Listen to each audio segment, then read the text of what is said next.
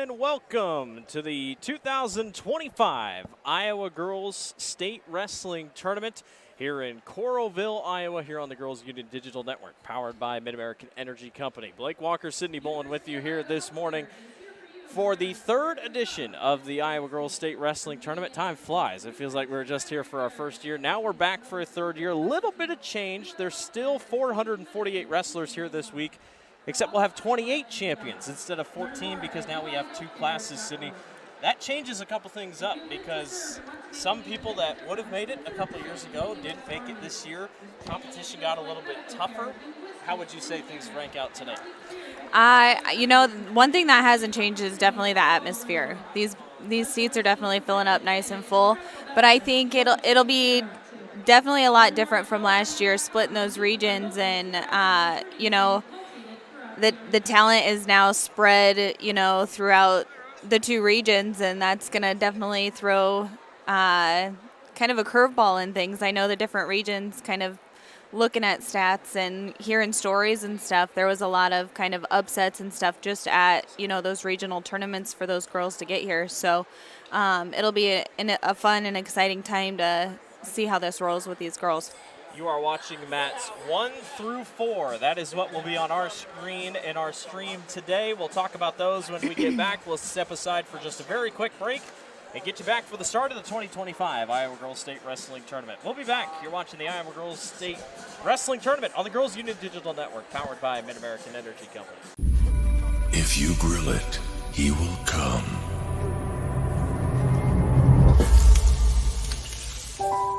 Hey.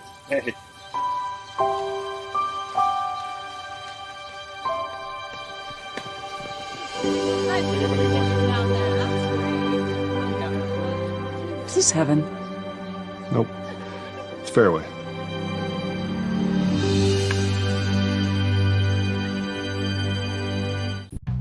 Across Iowa, you don't have to look far to find a bank that's got your back. From just around the corner to the next town over, hundreds of neighborhood banks are going the distance to ensure your future looks brighter than ever. By providing jobs, supporting local businesses, strengthening communities, and helping your dreams become reality. Here, the life you build is backed by Iowa banks. See how banks are making a difference near you at iowabankers.com.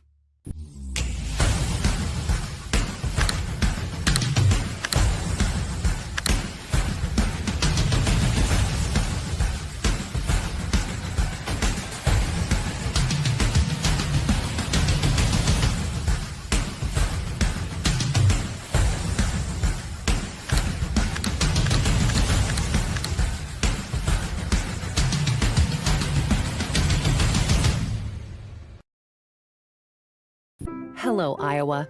Here's a promise.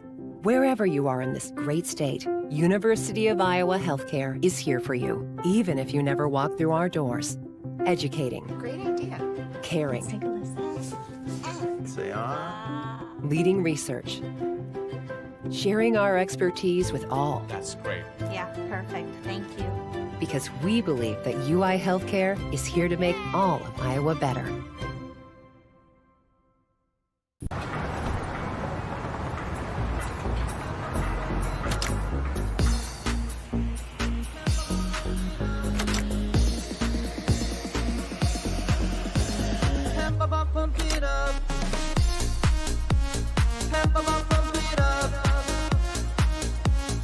Fuel choice that's cheaper, homegrown, and better for the planet? Now that's worth the hype. Pump it up with Unleaded 88. Freedom Tire is proud to support the Iowa Girl through their sponsorship of the Iowa Girls High School Athletic Union. With 6 locations around the metro, you're never far from getting you back or keeping you on the road. Our certified staff and state-of-the-art technology means you can take comfort knowing you've got the best work at the best prices. Give us a try at Freedom Tire, a proud supporter of the IGHSAU.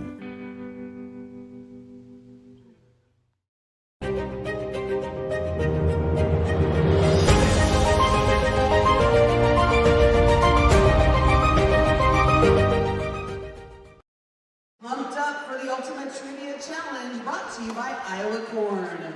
Welcome back to the Iowa Girls State Wrestling Tournament. Blake Walker, Sydney Bolin with you here this morning. It is going to be a fun one. We are at Class 2A to start here this morning on mats 1 through 4. And just to give you an idea how things are going to go, technically all of 100 is going to go at the same time. Realistically, every weight goes at the same exact time. It's just we have mat 1 through 4 of 100. The rest have 1 through 4 on 5 through 8. You can catch that on the other stream. Our first matches of the day, just as a little heads up, on mat 1 will be Indianola's Sierra Becker, a sophomore, 34-0, taking on Emery Schwartz of Waverly Shell Rock. That is the 1 versus 16 seed. There's only 16 girls in a bracket this year, obviously because the class is split. On mat number 2, it's Alyssa Wheeler of Carlisle taking on Piper Phillips of Mason City. Mat number 3, Cassidy McAllister of Raccoon River Northwest taking on Zoe Sullivan of Ankeny. And Western Dubuque's Ellie Casey will take on Brooklyn DeRocker of Lamar's. That is on mat number 4. We'll try to keep the seating as we go. Obviously the seating I don't think will pop up on the screen when we have it, but we'll try our best to bring up the seating as well. And Sydney, these things, they move quick. I mean, last year it moved really quick. 1 through 32, you're just pushing through, but some of these matches will be long matches, and sometimes it's just a one quick, boom, you're done in 15 Yeah, seconds. no, usually you kind of anticipate that first round to go fairly fast and to see quite a few pins, but I don't know. I think we're going to have a couple matches here in this first round that might take us to and through the third period. A lot of fun to be had this morning, that is for sure. Only one wrestler in the entire field technically going for 3 championships. A couple are going for 2, and a lot, obviously, are going for their first. Katie Biscaglia is really the talk. Kind of has become the face of girls wrestling here now that we've had a couple. Lily Luff moved on. And Biscaglia out of Raccoon River Northwest, we'll see her on mat number 1 after this first match is over. She is something else. It is unbelievable what she brings to the table. Yeah, no, she definitely has a great and full history of wrestling. Started maybe a little bit sooner than a lot of these girls, you know, her age, but she definitely works hard both on and off the mat to be where she's at today. So, we are just a couple moments away from getting things started. Parking lot was full. Not quite sold out for this morning's session, but because of the 2 classes, it kind of changes and varies, but still a lot of people on tap, a lot of communities on tap, and it is going to be a fun day of wrestling here at the Iowa Girls State Wrestling Tournament here in Coralville, Iowa Extreme Arena. It's only been held here, and it's going to be a good one to the finish. So we'll await the rest of opening ceremonies here and get things started for day number 1. Just 2 days of action here, and we'll be set to get going. And gentlemen, we want to welcome you to Extreme Arena for the Iowa Girls High School Athletic Union State Wrestling Tournament.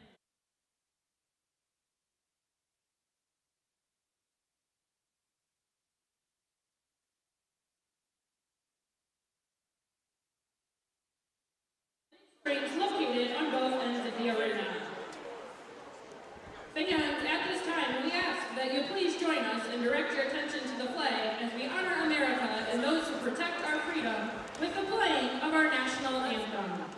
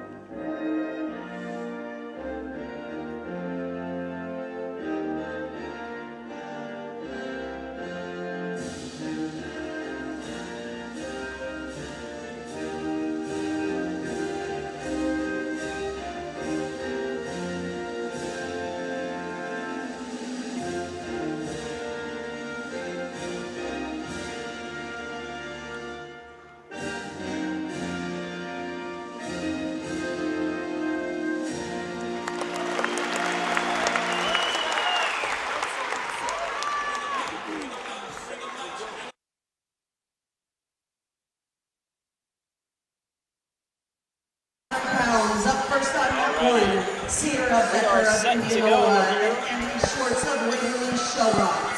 On mat 2, Blake Walker, Sydney Boland with you here this morning. Mason City. The 2025 Iowa Girls State Wrestling Tournament from Coralville, Iowa. It is going to be a fun day ahead. I don't know about you, Blake, but I've got goosebumps with the excitement already of all this.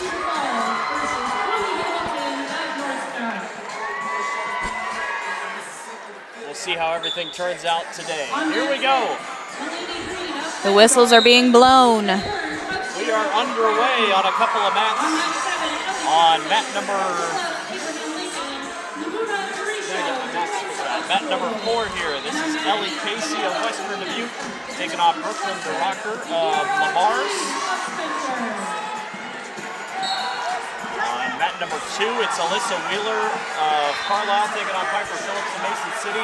Mat number 3, Cassidy McAllister versus Zoe Sullivan, Ankeny and Rockwood River Northwest. And then on mat number 1, Sierra Becker of Indianola and Emery Schwartz of Waverly Shellrock. Already a 3-0 start for Piper Phillips here right in front of us. Mason City over Alyssa Wheeler of Carlisle. 3-point takedowns this year. That was not a thing last year. No, I'm still getting used to it. It's been a full season, you know, and it's still, I catch myself hollering too every now and then. On mat number 1, Sierra Becker leads 3-0 over Emery Schwartz of Waverly Shellrock. Looks like she's got an arm in, looking for a turn. On mat number 2, already finished over there. That was Alyssa Wheeler winning by fall in 52 seconds over Piper Phillips.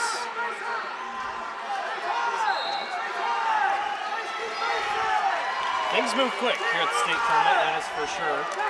Sierra Becker currently leading 3-0 with 51 seconds left over on mat number 1.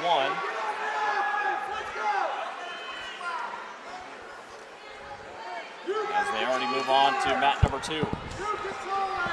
Mat number 2, Poppy Malone, a sophomore out of Boone, taking on Elizabeth Renshaw, a senior out of Cedar Rapids, Kennedy. Mat 3, you've got McAllister leading 6-1 against Sullivan. 16 seconds left in that one. Over here on mat number 4, it's 3-1, 7 seconds to go for Sierra Becker and Emery Schwartz. We'll go to period 2 on mat number 4 between Casey and DeRocker. Casey of Western Dubuque leads DeRocker. Rolling into period 2 over on mat 3 as well. Okay. Mat number 1, 8 seconds left in that one, a 6-0 lead for Sierra Becker, the 1 seed. Got a 7-1 lead, McAllister over Sullivan over on mat 3. Still a 3-1 lead here on mat 4, Casey and DeRocher. Competitive between those two. Ellie is the 13th seed, so currently leading the 4 seed DeRocker of Lamar's. 13-3 over on mat number 3 between Cassidy McAllister and Zoe Sullivan. Those two obviously familiar with each other coming out of the CIL. Yep, you got Becker over on mat 1 taking the lead of 10-0, well 13 now, 0. Closing Tech Fall territory, 16-4 over on mat number 3 between McAllister and Sullivan. Here on mat number 4, still very competitive in period number 2 between Ellie Casey and Brooklyn DeRocker. Casey trying to finish it. Mat 2, you've got Malone up 3-0 against Renshaw as they head into the next period. Cassidy McAllister of Raccoon River Northwest wins by Tech Fall over Zoe Sullivan of Ankeny. That's on mat number 3. Ladies, we are having a couple of technical issues. Not shocking to anyone in the building. So until then, we'll go ahead and read you your on-deck matches until we can get the on-deck board up on So the a couple board technical screen. issues happening. That's in the arena, so that's why on your screen you're not seeing any scores. Everything's up on Track Wrestling. We'll try to keep you updated as it goes. An escape there for Brooklyn DeRocker of Lamaris, trying to keep back up with Ellie Casey. On mat number 3, Indianola's Nora Onimus, the freshman, taking on Madison Stickrod of Spencer. That's at 105 pounds. Becker with the win over on mat 1. And once you're done with it, just goes 100, 105 per match, so nothing doubles up. You just move on to the next weight class. Yep, as we bring out Biscaglia over on mat 1. Only two-time champion returning to possibly go for 3. The junior will have a great chance to go for 4 if everything goes to plan. But Katie Biscaglia, the 1 seed out of Raccoon River. What a cool thing. She'd be our first girl to get 4. She's taking on Nia Kiley of Dallas Center Grimes, so freshman 23 and 21. That number 4 has been the place to be in the last couple of minutes. This has been the best we've seen here on the bottom right of your screen. Ellie Casey currently still leading Brooklyn DeRocker in the 3rd period. This would be an upset. Yeah, definitely a good matchup here on mat 4 as we've got a minute left with Casey leading only 3-2 now. Over on mat 2, you've got Malone leading 3-0 in the 2nd period with 10 seconds left. Malone out of Boone. Biscaglia leads quickly 3-0 over Nia Kiley. And on mat number 3, it is Stickrod over Onimus of Indianola. All but mat 4 have moved on to 105 pounds. Mat 4 is the only one left at 100 over here on this side, and that's 1 through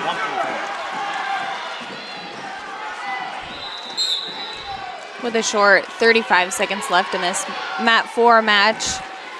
Both girls are fighting really heavy here. They go to mat number 2 on mat number 3.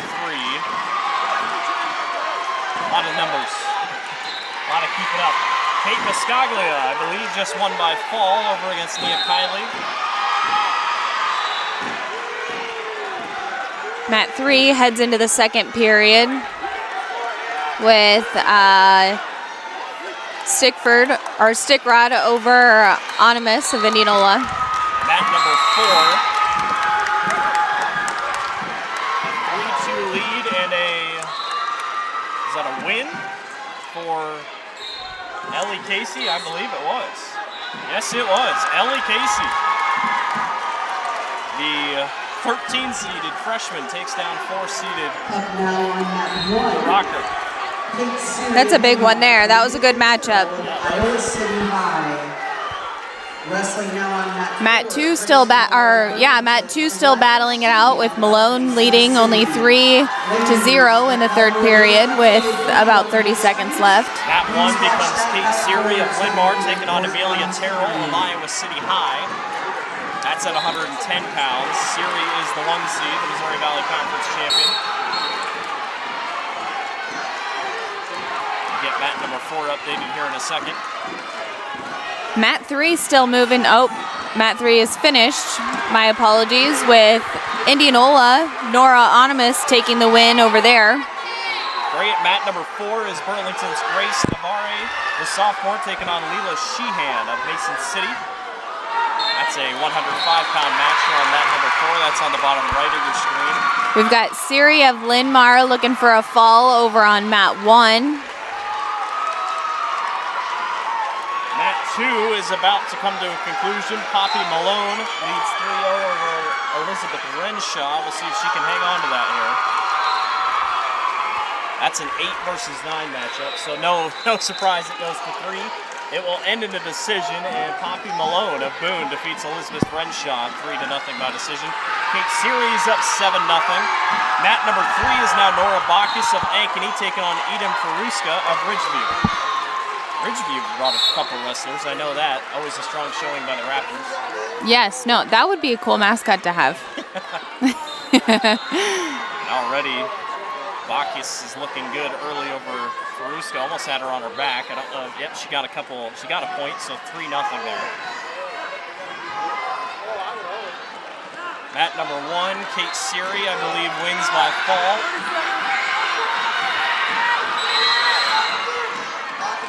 Mat number 3, things are getting really tight between Bacchus and Faruska. And I believe Bacchus just won it. That was a nice pin there on the edge of the mat, too. Over on mat 3. Mat number 1, Josephine Bond of Dallas Center Rhymes taking on Libby Stocks of Waterloo West. Mat number 2 now, Mason City's Ella Alst taking on December Paw of Des Moines Public Schools. We'll go to period number 2 here on mat number 4. All these girls are coming out nice and aggressive. There's definitely been a lot of movement and excitement right out the gate of the whistle.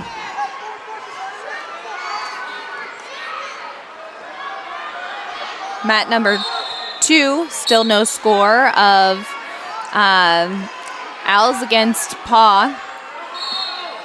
Mat number 1, no score. Mat number 3, new wrestlers on the mat. Natalie Keller of Raccoon River Northwest taking on Madeline Cornish of Mason City. That's at 115 pounds.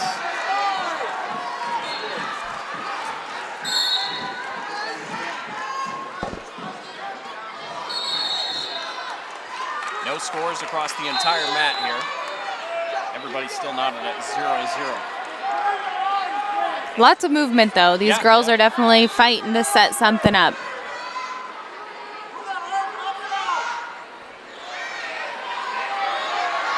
little bit of action over on mat number 2. That is, I believe, December Paw. Yep, December Paw gets on top with the 3-point takedown versus Ella Alst of Mason City. Over on mat 1, Bond had a takedown on the edge of the mat as they recenter. She's up against Libby Stocks in Waterloo West. Currently has a single leg over there on mat number 1. Still no score on mat 4. Still no score on mat 3. They'll go to period number 2 over on mat number 2. And it looks like an escape point here on mat number 4 for Grace Navarre of Burlington. Still no score over on mat 3 with about 30 seconds left. It's Natalie Keller of Raccoon River Northwest and Madeline Cornish of Mason City. Mat number 1, Josephine Bond, still up 3-0 over Libby Stocks. All very competitive, even matches on the mats right now.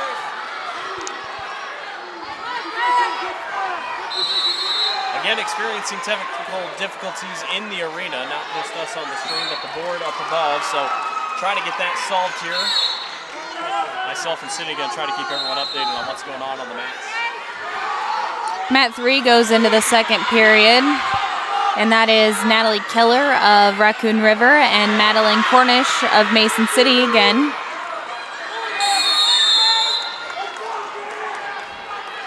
We'll go to the third period. We're on mat number 4. Mat 1 concluded their match. And I believe it was Josephine Bond with the win, I believe. Yeah.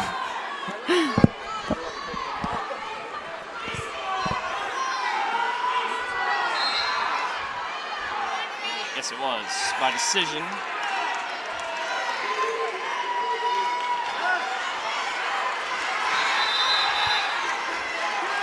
Mat number 4, still 1-0 here for Natalie Keller, for Grace Navarre over Leela Sheehan.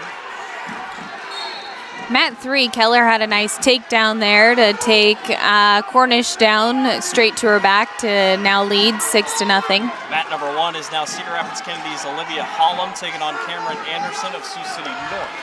That's over on mat number 1. December Paw still leading 3-0 with a second period. 10 seconds left in the second period. Keller really starting to stretch things out over Cornish over a mat number 3. That's Keller up 8-0.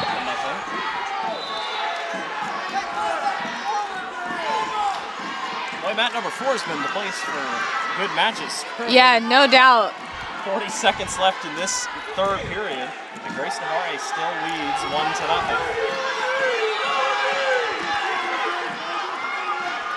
But Grace got called for stalling, just a warning. Still got a lot of time left, though. She needs to make sure she battles so she doesn't get another stall call to even it up before the time runs out here. Again, over on mat 3, Keller with Cornish on her back again, leading 8-0, looking for a fall with 8 seconds left in that second period. She's very close to getting that.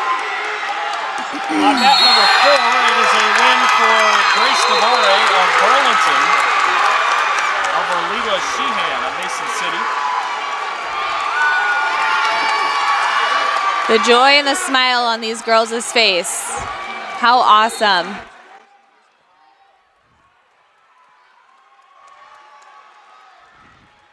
On mat number 2, it is still December Paw over Ella Alse.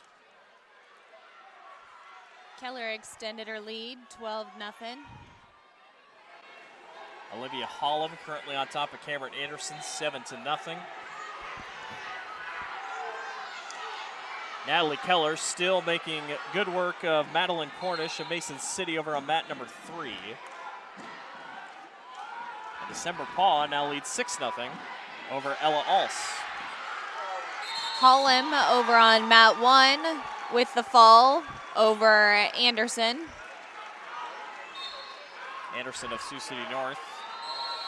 Kennedy of, or Hollum of Kennedy. We're awaiting our wrestler here on mat number 4. It'll be Sophia Hurley of Independence. That's who we're waiting on. Avery Burr is of Valley. She's the one. I'm not really sure where they would be, but we'll wait and see on that one. On mat number 2, looks like December Paw is going to get out of here with a hard-fought decision, 6-0 over Mason City's Ella Alls. So December Paw is moving on. Mat number 1, couple new girls on there. Zyla Wright of Dubuque Senior taking on Trudy Hag of Ankeny. Mat 3, you've got Keller with a nice lead of 15-2 as they've got about 25 seconds left in that third period.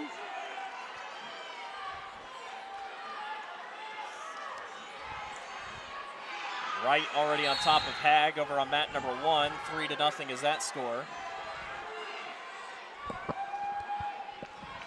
Mat number 2 now, Abigail Meyer of Pleasant Valley, the undefeated junior, taking on Lily Carlson of Linn-Mar. That is on mat number 2. Some good action over on mat 1 with a reversal out the gate, now an escape with Wright taking the lead, 4-2. And it looks like on mat number 4, it is a forfeit. So Avery Burr. Mat number 3, pretty good already in the first period. A lot of scoring between Jaya Thielen of Ames and Izzy Duncan of Raccoon River Northwest. 3-0 on mat number 1 for Ellie Hancock of Raccoon River Northwest. You're gonna hear a lot of Raccoon River Northwest. They sent a lot here this week.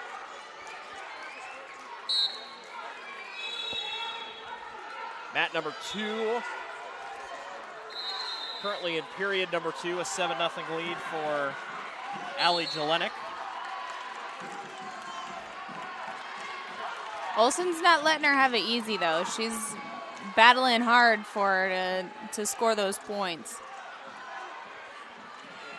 So mat 1 is 125, mat 2 is 120, mat 3 is 120, and mat 4, now a couple new faces, Callie Chapman of Indianola taking on Addie Nelson of Southeast Polk. That is for 125 pounds. And this is going to be right in front of us.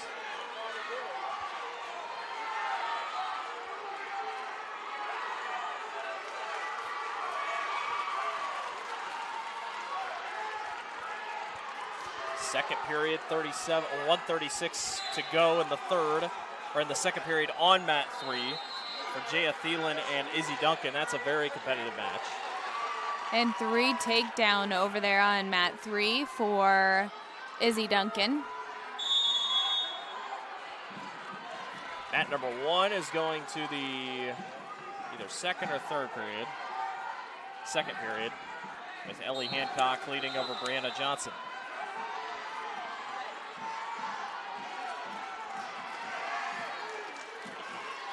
Both girls are getting checked in here on mat 4. Still a comfortable 7-0 lead for Allie Jelenik over Safira Olsen of Clear Lake.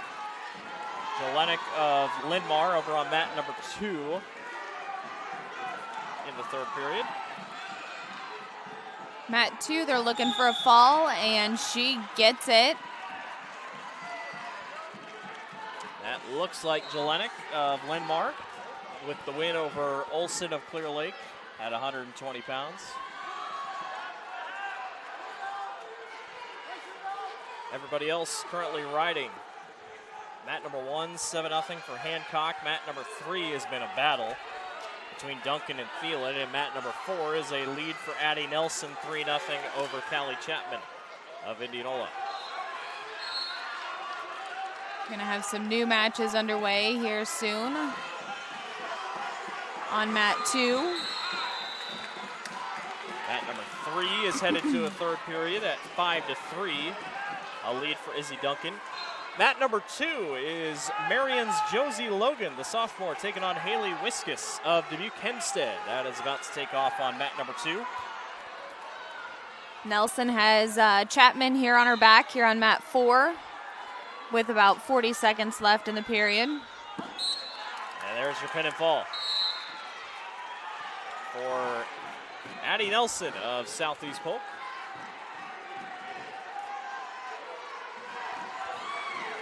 So that was 120 pounds. Now everybody on the floor should be 125 once mat number 4 gets switched up. We're going to the third on mat number 3 between Izzy Duncan and Jaya Thielen. Still a close match there over on mat 3. It is. On mat number 1, not enough time for Ellie Hancock to grab a fall over Brianna Johnson. On mat number 4 in front of us, this is Mackenzie Childers, the 1 seed, taking on Michaela Silbaugh of Boone. Childers is the 1 seed out of Cedar Rapids Prairie. And it definitely shows. She's got a takedown out the gate here over on mat 4. Mat number 3 just had a reversal, so a 7-3 lead for Izzy Duncan. Mat number 2, couldn't quite tell if anything happened over there. Yep, it's a 3-point takedown for Haley Wiskus. Mat 4 here. Childers gets the fall over Silbaugh.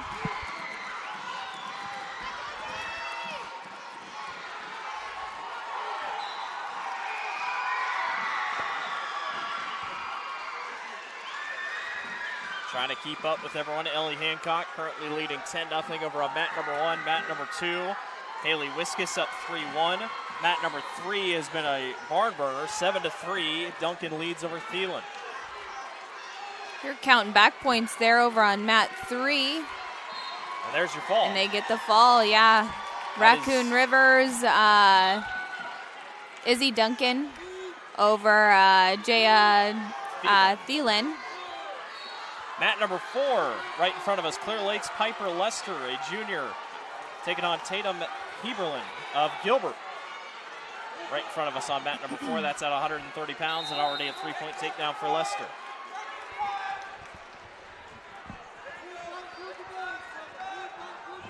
There are so many bodies walking around on this floor. It's crazy. Mat number 3, Sarah Higgins of Ames, taking on Camille Schultz of Waverly Shell Rock. That's on mat number 3, just getting started.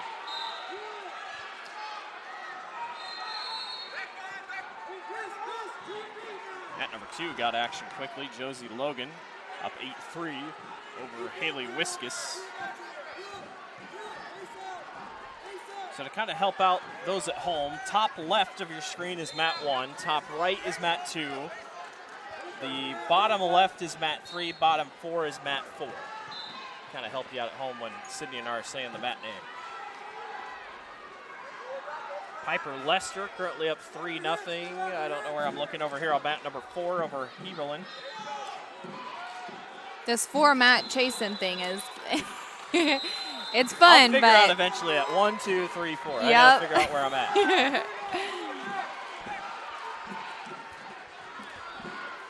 Still 0-0 over on mat 3. Mat 1, Ellie Hancock wins by, I believe, decision. Yep, 10-1 over Brianna Johnson. That was at 125 pounds. Mat 2 and 3 are at 125 pounds. Mat 4 is at 130. That's Piper Lester leading Tatum Heberlin. I think the only thing that helped them catch up was we had that forfeit. Yeah. So waiting on track wrestling to update for what we see on mat number 1 here in a second. Mat 1 is Destiny Brown of Ridgeview, the sophomore, taking on Brianna Fenton of Fort Madison, a sophomore. That's over on mat number 1. A lot of these matches are definitely going, they're going into the full period or, extending into that second or third period when, like I said, a lot of times, even in years past in this first round, you see a lot of pins, but that just shows, the competition is definitely here, and this girls wrestling is definitely excelling, and these girls are improving each year. Mat number 2, Josie Logan takes an 11-3 lead over Haley Wiskus with 2 seconds to go in the second period over there. A reversal here on mat number 4, and it's a 5-0 lead for Piper Lester. And on mat number 3, there's your points. That will go to Camille Schultz of Waverly Shell Rock over Sarah Higgins of Ames. And that was just as the period expired.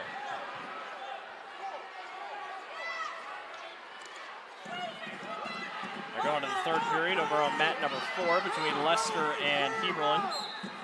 Still 0-0 over there on mat 1. Brown of Ridgeview and Fenton of Fort Madison with 30 seconds left in that period over there. Mat number 1, still nothing moving between Brown and Fenton. Josie Logan just trying to hang on here. 11-3, currently trying to get an escape, I believe. But, I mean, I swear so many times here at the state tournament, you can have as big of a point lead as you want. You just can't get caught. I mean, yeah, we've seen it many times. No, definitely. That's why I messed up once already on the winner, but I mean, they changed that fast. And that's just a sport of wrestling too. Destiny Brown did take a 3-point takedown lead over Brianna Fenton, 3-0. We've got Leicester with the lead still here on mat 4 over Heberlin. Yep. 5-2. As they go into the third period. Mat number 3, you can see them hugging the edge of the circle. That's at the bottom left of your screen. That's another kind of a rule that kind of changed. You only have to have really like one toe in. One person's toe has to be in. You can see right there, the elbow is the only thing that's in. Now they're out. Yep. No, and that's huge. Even already this morning, we've seen a lot of takedowns and pins right on the edge of that mat, and it makes a big difference. When I've talked to coaches about it, they kind of explained it as it helps the matches extend. That way you're not just always out, out, out. Yep. No, I personally like it. It keeps them wrestling and moving even on the edge of the mat. Mat number 2, Josie Logan has been on defense for the last minute or so, just trying to hold off Haley Wiskus here with 24 seconds left. Mat number 1, a 9-2 lead now for Destiny Brown of Ridgeview. Camille Schultz still leads Sarah Higgins 7-1 of Waverly Shell Rock. 8-2 here on mat 4, 9-2 because of a stalling call here on mat 4. Leicester leading against Heberlin. Mat number 3, they're going to 3. Camille Schultz leads 10-1. Mat number 2, it is a win for Josie Logan of Marion, taking on Dubuque Hempstead's Haley Wiskus. So Josie Logan of the Wolves of Marion is moving on. She fought hard for that one. She was on the ground most of that second. We had a stalling call here on mat 4, and we're going to recenter.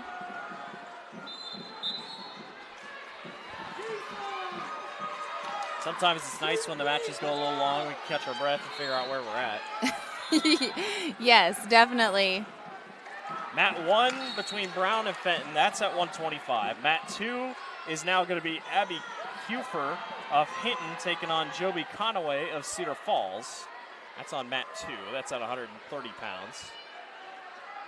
And that has started. Destiny Brown now leads 14-2 over Fenton over on mat number 1.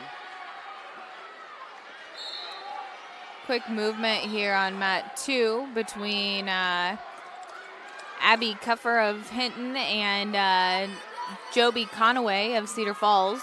Camille Schultz of Waverly Shell Rock defeats Sarah Higgins by decision. Or by fall, actually, 10-1.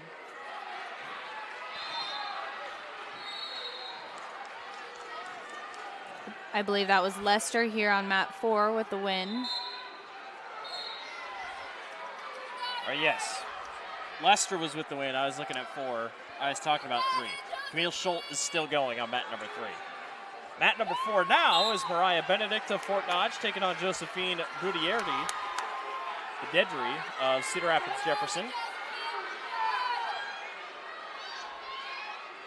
Mat 1 over Destiny Brown over Fenton as she gets the fall. She was almost going to tech fall, but then she decided just to get up the fall. Mat number 2, no score between Kieffer and Conway. And mat number 3 is coming to a close there. That should be by decision in about 6 seconds. They go out of bounds.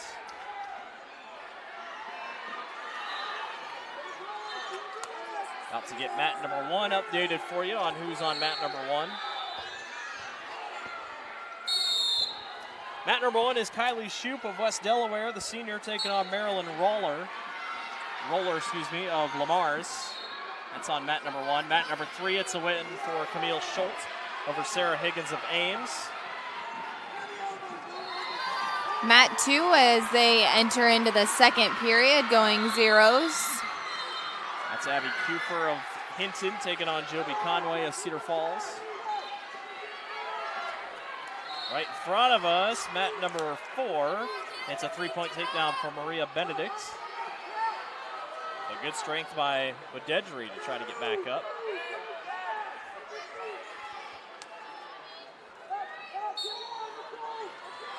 New match over on mat 3. Waiting on that one to come in. Brooklyn Mitchell of South Tama taking on Mara Smith of Fort Madison. And already, Mitchell has got Mara Smith on her back. And already a 2 after the reversal, so 5-0 for Brooklyn Mitchell. There was a takedown there over on mat 2 as Conway leads against Cooper.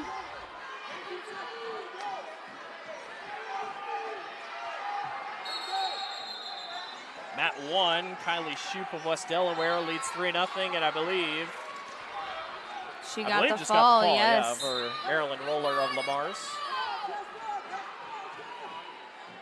Mat number 3 is still Mitchell over Smith, 5-1. And Benedict with the Dedry right here. That's session 1. It's no good session 2. I got new ones coming.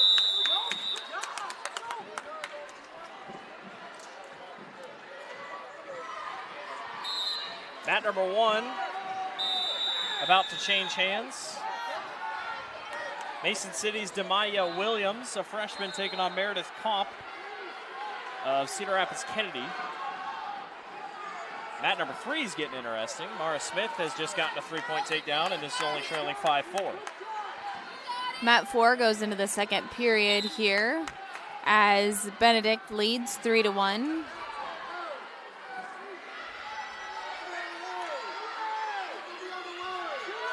Conway leads over Kufer.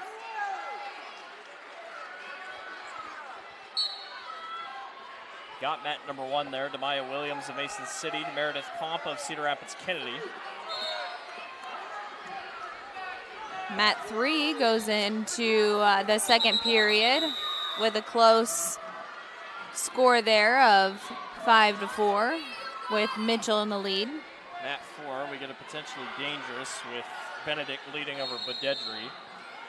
Looks like a fall over on mat 2 as Conway takes that pin.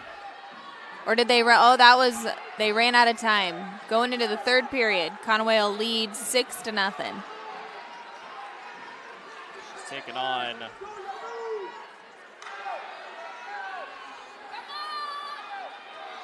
that'd be Cedar Falls, Conway of Cedar Falls, Kufer of Hinton. Another close one here on mat 4 as they call potentially dangerous again and recenter. Blood time here on mat number 4. They're tied on mat number 3. Mitchell jumped out to a 5-1 lead. And now Mara Smith right there with her at 5-5. Benedict will take the lead here on mat 4 at 10-1 as she takes blood time.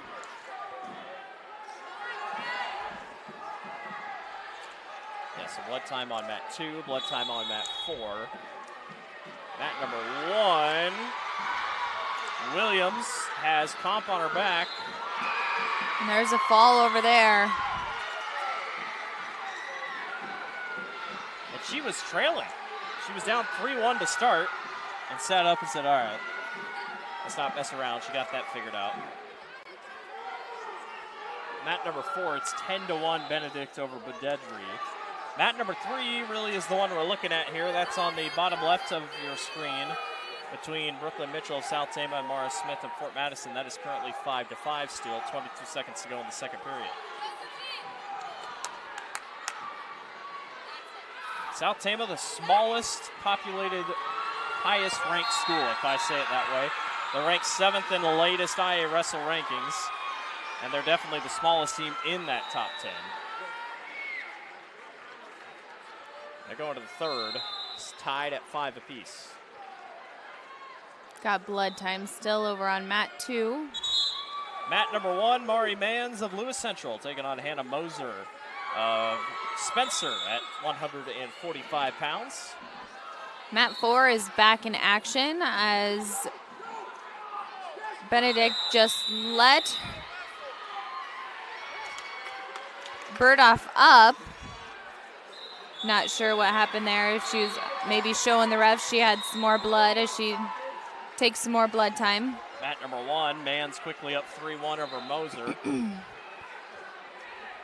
They're about to go to period number 3 on mat number 2 after blood time. It's Conway over top of Kufer.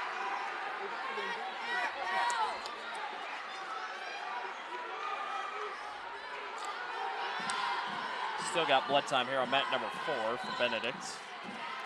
Over on mat 1, there's a 6-1 lead of Mans of Lewis Central leading against Moser of Spencer. Mara Smith just got the 3-point takedown over Brooklyn Mitchell of South Tama, so it's 8-5 for Mitchell with 1:17 to go in the third. Conway looking for a pin there on mat 2 as she gets it in the third period. Conway of Cedar Falls over Kiefer of Hinton. Conway, her 35th win of the year. Mat number 4 is back underway. Looking for another pin over on mat 3. Yeah, Brooklyn Mitchell might be in trouble. Mara Smith has almost got her.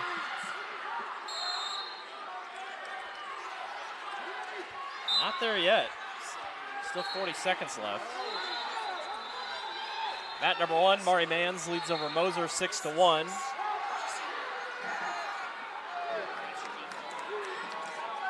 Not really sure how.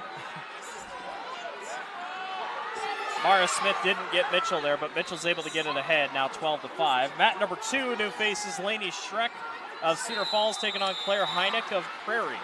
We've got a pin here on mat 4.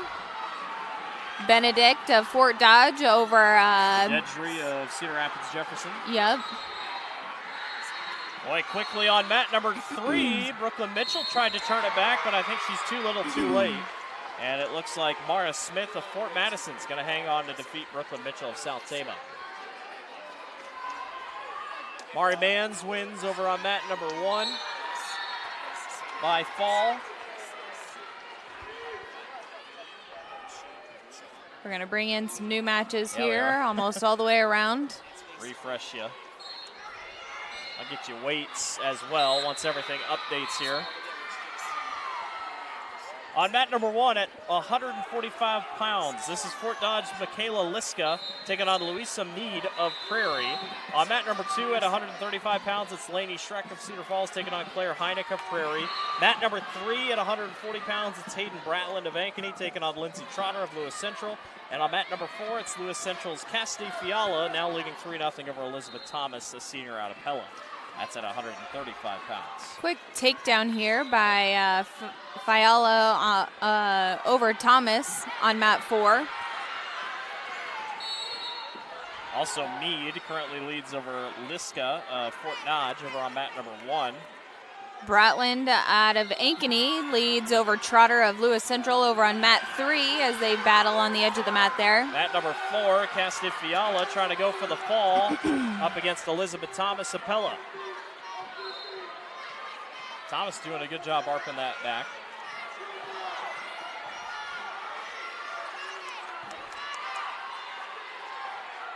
Mat 3's re-centered. Nothing, no scores with 35 seconds left over on mat 2. Kind of a back and forth battle over on mat 1 as Mead leads 6-2. Yeah, she was up 5-0. Liska was able to grab a reversal, able to bring that back around. Still here on mat number 4, 25 seconds left. Fiala has been so close to a fall here over Thomas, but Elizabeth is hanging tough.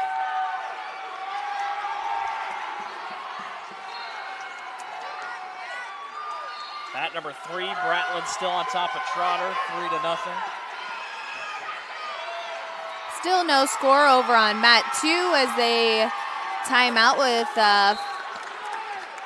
2 seconds left in that first period, and they'll go into the second period. Boy, give a lot of credit to Elizabeth Thomas of Pella. I think she was on her back, arching her back for about a minute and a half here on mat number 4. And she just didn't give up. She'll go to the second period. She's from over in our area, and I've gotten the pleasure to watch her wrestle, and she is tough. Mat number 1, Louisa Mead, currently leading over Liska, 11-2 as they go to the second period.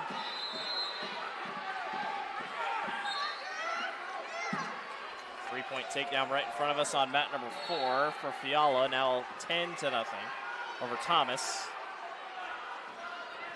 You've got Mead, who takes a significant lead of 12-2 in the second period. Still no points scored on mat 2. And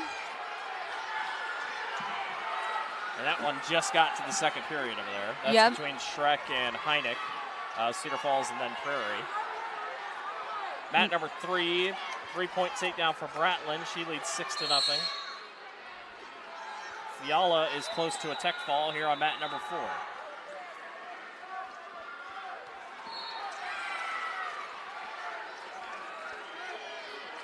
She's looking for a pin here on mat 4. She's been looking for a pin for the last 2.5 minutes.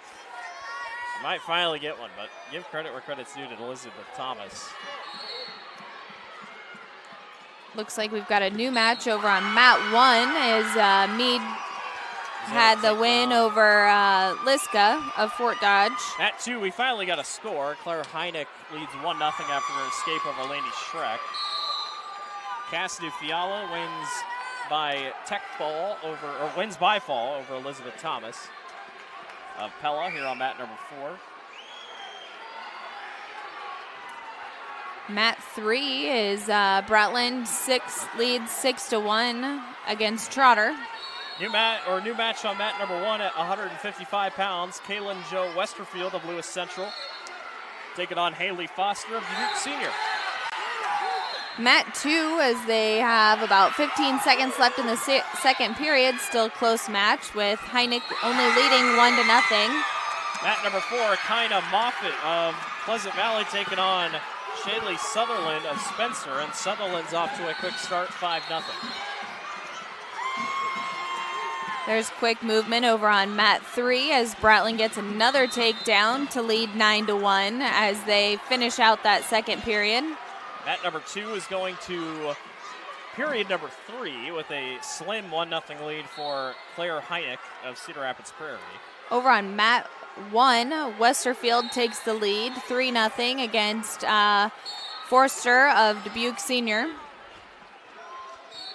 Things are getting tight on mat number 4 here. Shaylee Sutherland trying to finish things for Spencer. She's going to get a couple near fall as the headgear comes off.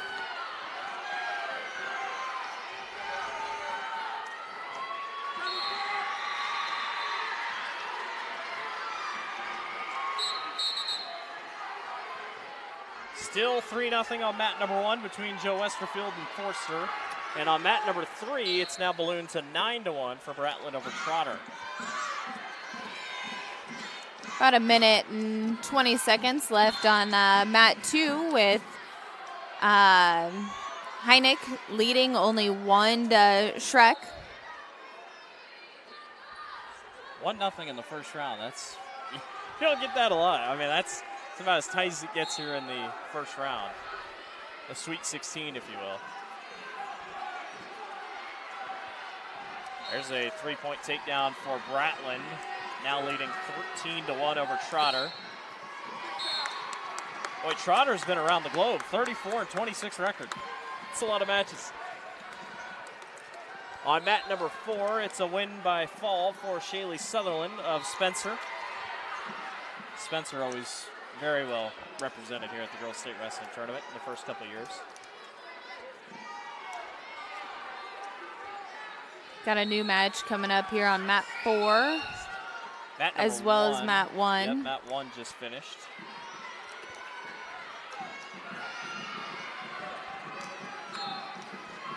Mat number 1 now, Autumn Ellsbury of South Tama taking on Claire Schumacher of Western Iowa. Ellsbury, the 1 seed at 170 pounds. 30 seconds left over on mat 2 with still a close match of Heineck leading 1-0 against Shrek. Mat number 4, this is Southeast Polk's Taryn Vanderbeek taking on Amelia DeGemesi of Waverly Shell Rock. Bratland over. Very synonymous here at the state tournament. Yes, no, she's definitely had a decent history here. We had Bratland win over on mat 3. I believe that was a major decision. Yep, already blood time on mat number 4. Now on mat number 3 is Maddie Rose of North Scott taking on Macy Graves of Cedar Falls. We are tied over on mat 2 with Heineck and Shrek with 4 seconds left in that third period, as it looks like they are going into overtime. Got our first overtime of the day. Autumn Ellsbury wins by fall over Claire Schumacher of Western Iowa over on mat number 1. South Tama, one of those times you have 2 coaches over here because one wrestler's wrestling on mat number 6, one's over on mat number 1. You can never have too many coaches. Right, yeah. In some of these bigger schools, it's definitely needed. All right, so overtime over on mat number 2. Explain overtime quickly for those who may not understand how this first round of overtime, it'll be whoever gets first takedown. If no one gets a takedown, then they each get a shot at going on bottom to get that escape for 1. Mat number 1, new faces, Molly Carlson of Iowa City High taking on Isabella Taylor of Anamosa. And a takedown over on mat 2, it looks like by Heineck of Cedar Falls, and she is looking for even a pin yet and gets 4 near fall to win that match. Look at the joy from a first round victory.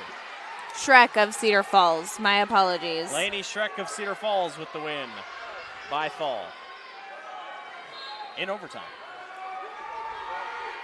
Mat number 3 is 3-0 for Macy Graves, and I believe Macy Graves just got the win over Maddie Rose of North Scott. Yes, she did. Mat number 4 here, this is 3-0 for DeGemesi of Waverly Shell Rock over Vanderbeek of Southeast Polk. And Jamesi gets the it. pin. Yeah, her older sister, a lot of success here at the state tournament. Now Amelia comes in, talented freshman. Still no score on mat number 1. A minute gone by between Carlson of City High and Taylor of Anamosa. We're going to bring in some new matches here again. Yeah, we are. Bring you to them here, give you the weight as well as we move along. Carlson and Taylor on mat 1 is for 170 pounds. Mat number 2, waiting for this one to pop up on our screen, is already 3-0. That's Lauren Metcalf of Ames leading Alexis Steele of Southeast Polk. That's at 140 pounds. Mat number 3 at 170 pounds. Anna Johnson of Cedar Falls taking on Jasmine Newman of Johnston as we await mat number 4 here. Mat 2, it's Metcalf with the lead. As she's looking for a fall and gets it. So Metcalf, a junior out of Ames, is moving on. 32 wins this year now for her. She's on to the next round. On to the quarterfinals. We've got zeros across the board so far right now. Yeah, we do. That's a rare. I haven't seen that very often. Mat 1's going into the second period with Carlson and Taylor. Yep, it looks like Carlson maybe chose bottom over there. Waiting on mat number 4 to update here at 170 pounds.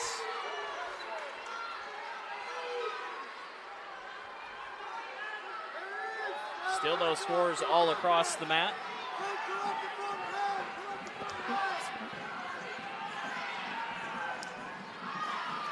We've got about 15 seconds over on mat 3, no score. Mat number 4, this is Indianola's Giselle Smith taking on Addison Bowman of Cedar Rapids Prairie. That one's already under a minute. Mat number 3 is about to go to period number 2.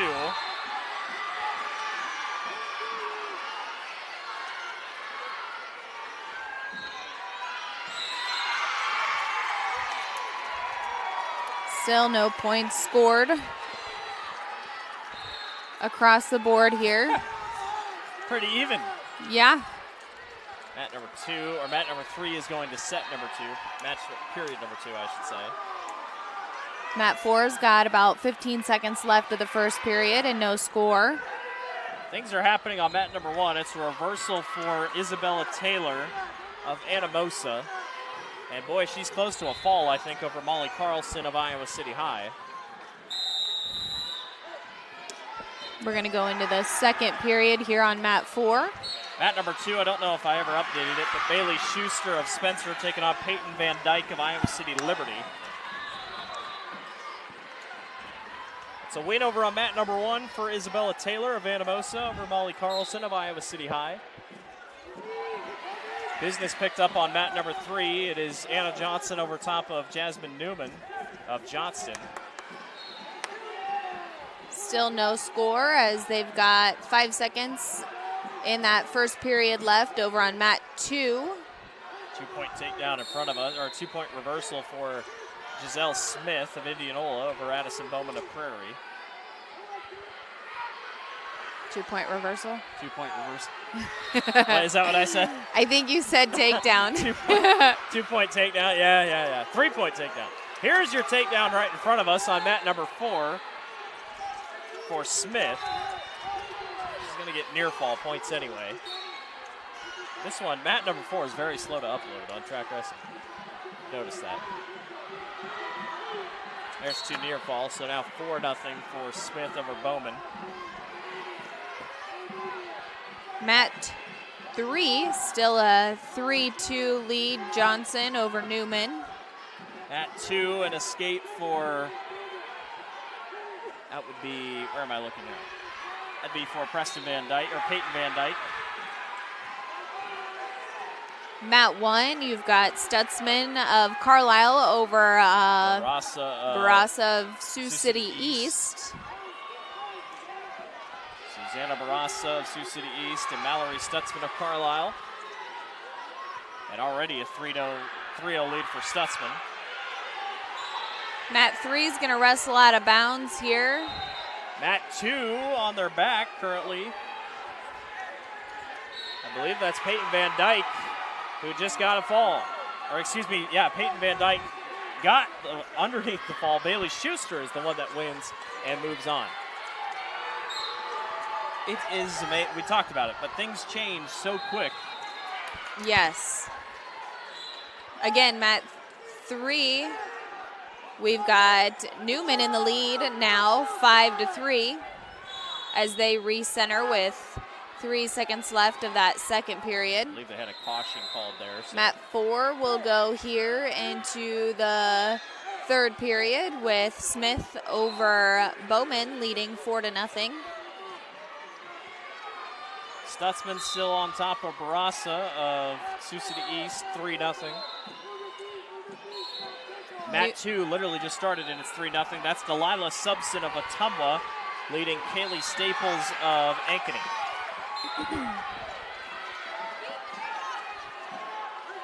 And that was quick. Already a win over on mat number 2. It is a win for Ottumwa's Delilah Subson. That might be one of the quickest ones we've seen already today. That was in just 16 seconds. Smith with a toss here on mat 4 as she leads 7-0 now, looking for a fall. She's got a really nice cradle here up against Bowman of Prairie.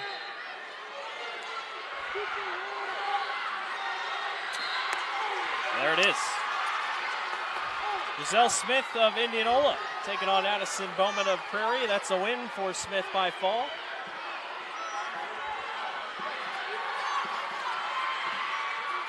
Mat number 3, things are getting tight between Newman and Johnson with 1:10 to go in the third period. Mat number 1, it's Stutzman on top of Barassa, 6-0. As it looks like she's trying to work a pin over there with about a minute 20 left.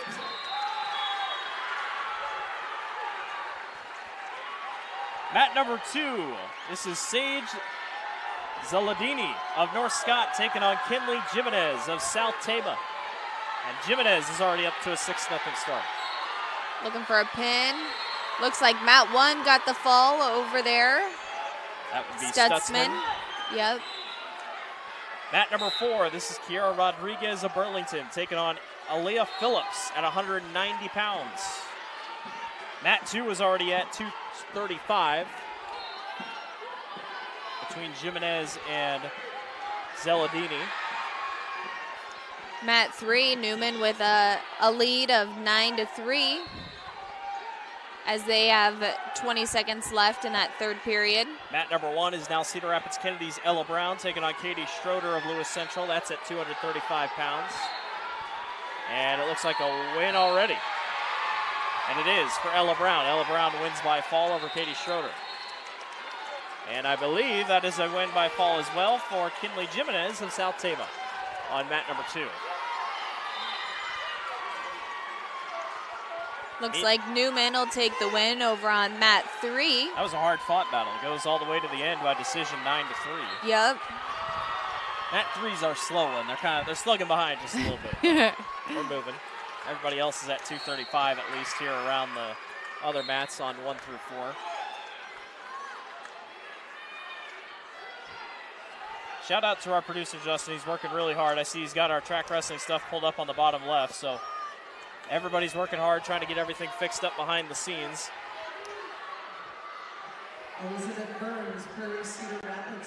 Mat number 1, this is Natalie Blake taking on Elizabeth Burns of Cedar Rapids Prairie. And just like that, we're already on to quarterfinals. Yeah, I would say she will start our quarterfinals round.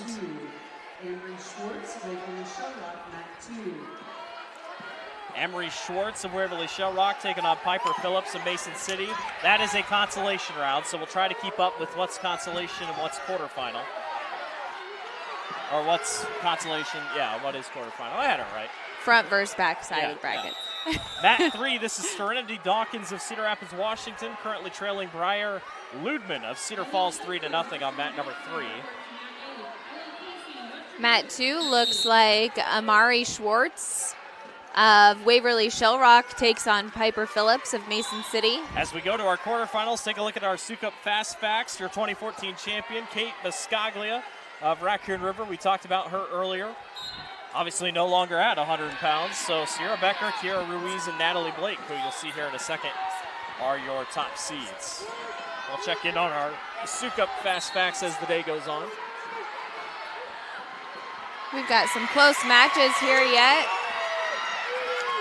At number 4 right in front of us is Rodriguez trying to take down Phillips here. Mat 3, you still have Ludman leading against Dawkins 3-0 with about 20 seconds left in that first period. Schwartz and Phillips on mat 2 is a consolation round. Your quarterfinal, your first quarterfinal of the day at 100 pounds is Natalie Blake and Elizabeth Burns, Cedar Falls and Prairie respectively. That's on mat number 1. Looks like a fall over on mat 3 for Briar Ludman of Cedar Falls. That was over Dawkins.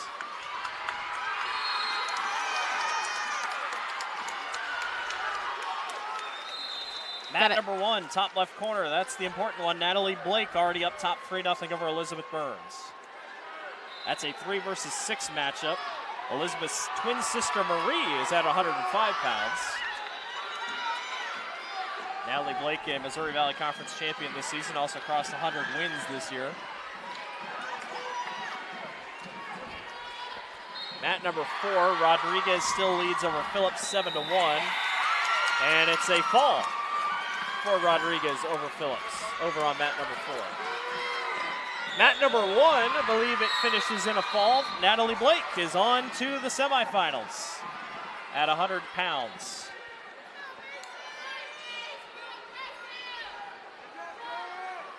Mat number 2 finishes up as, I believe, Mason City Piper Phillips beats Amari Schwartz of Waverly Shell Rock. That's the consolation round. Mat number 3, this is a championship round at 235 pounds. Elizabeth Mills of Cedar Falls taking on Alana Peterson of Burlington. Another championship round on mat number 4, going to be right in front of us.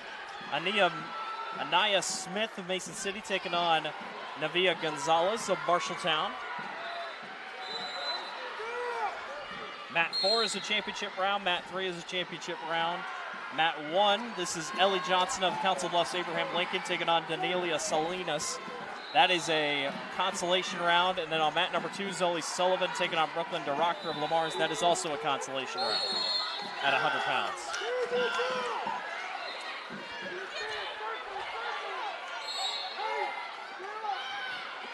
Mat number 2, already a lead for DeRocker of Mat Lamar's. 4, a nice takedown here for Anaya Smith.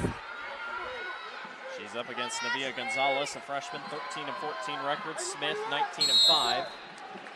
Johnson with the lead over on mat 1 against Salinas. Still zeros over on mat 3 with about 20 seconds left in that first period. Your champ matches are on 3 and 4, and those are still at 235 pounds. Meanwhile, consolations on 1 and 2.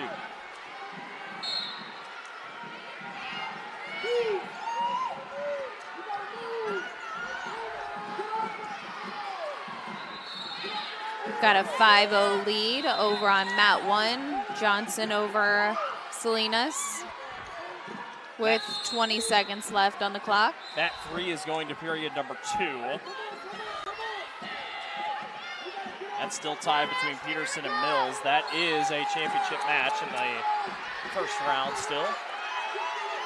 Mat 2, your consolation match. You've got, looks like a pin of DeRocher from Linmar over Sullivan of Ankeny. Right here in front of us, a fall for Anaya Smith over Navia Gonzalez of Marshalltown. So Mason City Smith is on to the next round.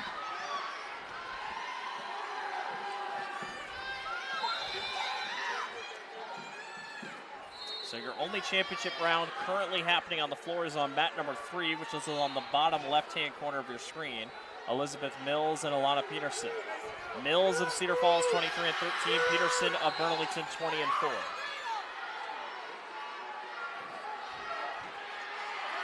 We've got new times on all the clocks. We've got a 5-0 lead over on mat 1. Johnson over Salinas in period 2.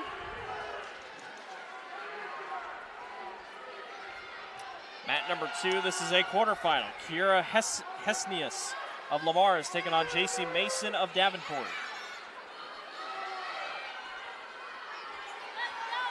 So this is 105 pounds over on mat number 2. For a chance to move on. I believe you'll see the same right in front of us. Nope, this is a consolation round in front of us. North Scott's Chloe Hamilton taking on Mulaney Green of Bettendorf. Everybody gets to wrestle at least twice. If you get beat twice, then you're out, but you go back through the wrestlebacks, or the consolation, excuse me. We got 35 seconds left over on mat 3, still 0-0 in the second period. Still no score. Mat 1, Johnson takes a heavy lead of 8-0 in the second period. So you got a first round matchup on mat number 3, and you got a second quarterfinal matchup on mat number 2. The other 2 matches are currently consolation rounds. Mat 2, Mason takes the lead of 5-0 over Hesinius with about 35 seconds left in that first period. I believe they're moving right along on mat number 3 to period number 3. Still no score between those 2.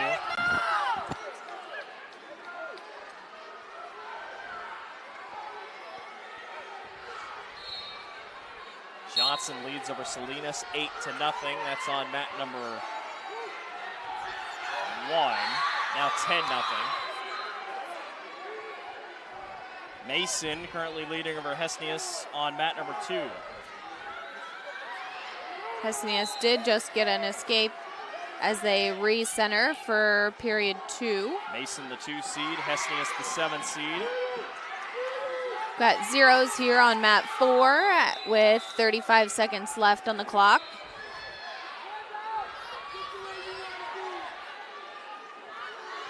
Still nothing on mat number 3. That is for a quarterfinal spot and still no score.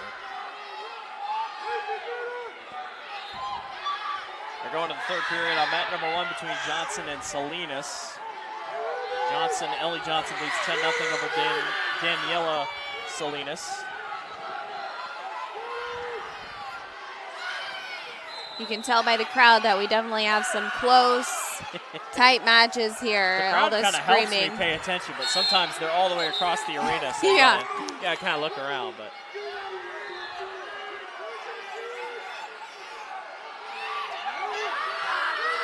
mat number 3, things are getting tight.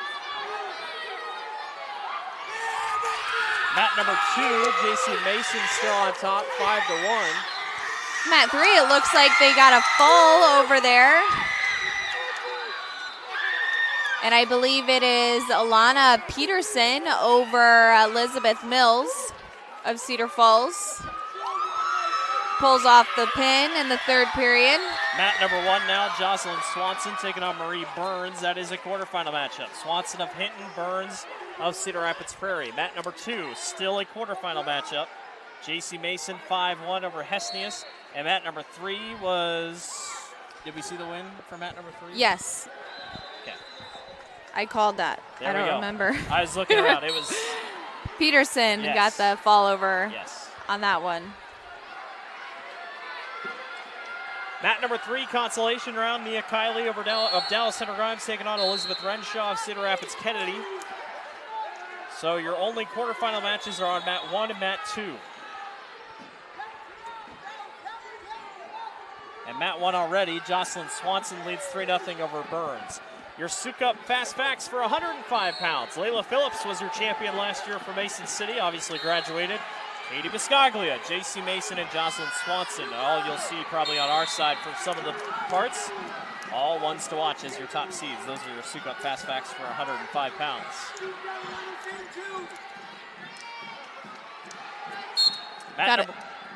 We've got a close match here on mat 4 as Green only leads 1-0 in the second period. Over Chloe Hamilton of North Scott. Green is of Bettendorf. Mat 1, 105-pound quarterfinal, still 3-0 lead for Jocelyn Swanson. As I believe it was a win for Jocelyn Swanson over on mat number 1. Looks like some action over on mat 2 as J.C. Mason of Davenport leads 7-3 against Kira Hessianes of Lamar's. 1:30 to go on that one.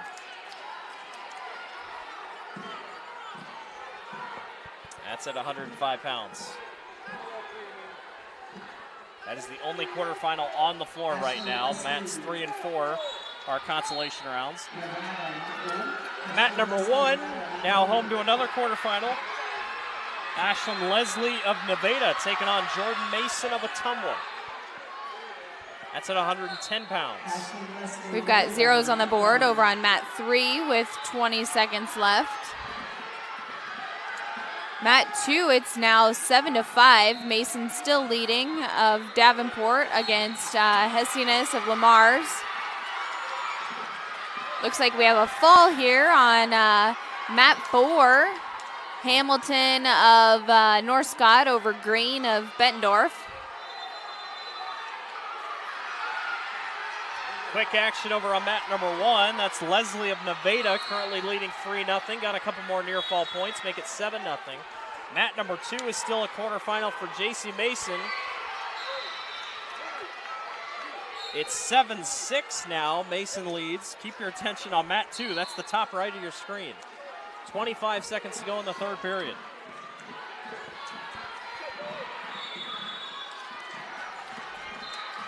And it looks like she's even looking for a fall with 15 seconds left over on mat 2.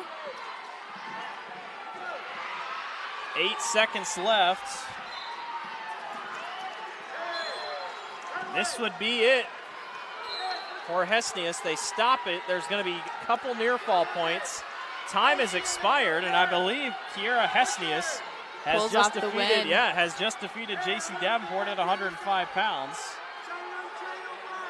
So the 2 seed has been upended at 105 pounds. Kiera Hessianes of Lamar's upsets number 2 seeded J.C. Mason of Davenport. Mat number 1, Ashley Leslie leads 10-1 over Jordan Mason of Ottumwa. That is a quarterfinal. Another quarterfinal on mat number 4 here. This is Taylor Streif of Bettendorf taking on Annabella Rohrt of Cedar Falls, and Streif leads 3-0 after an early takedown. Mat 1, Leslie of Nevada has Mason over Ottumwa, and it looks like she is up 10-1, but Mason just gets the reversal and the fall over Leslie. That's a comeback there. Nope, it was. Leslie got the fall on that one. Was Leslie, yep. Mat number 2, a consolation round. Amelia Terrell of Iowa City High taking on Ella Alst right here in front of us. Mat number 4. This is Taylor Streif of Bettendorf with the fall over Annabelle Rohrt. So she moves on to the semifinals. I almost need binoculars so that I can see their singlets from over Yeah, here. I tried it. Luckily, I know most colors. Yeah. Teams, so I kind of get that, but sometimes it doesn't work. Mat number 1, another quarterfinal. Jackie Garcia of Council Bluffs Thomas Jefferson taking on Olivia Hollum of Cedar Rapids Kennedy. That is for a spot in the semifinals. The rest of the matches on the floor are consolations. Mat number 4, London Vermillion of Southeast Polk taking on Sichow of Hinting. So mat number 1 will be where your quarterfinal is. That's at the top left of your screen. Got a consolation match over on mat 3 going into the third period as Kylie of Dallas Center Grimes leads against Renshaw of Cedar Rapids Kennedy. Mat number 4 in front of us. This is about to be a Consolation. Again, your quarterfinal matchup, your only quarterfinal matchup on the floor right now is on mat number 1, and it's tied between Hollum and Garcia. That's at 115 pounds. Your consolation match over on mat 2, we've got IS of Mason City leading against Terrell of Iowa City High. So we've already seen big upsets because on mat number 1 right now, this is the 11 seed Hollum taking on the 14 seed Jackie Garcia, and that's at 115 pounds in the quarterfinals. I believe when I looked at it, the lowest somebody has gotten to at least the semifinals was a 12 seed, I think.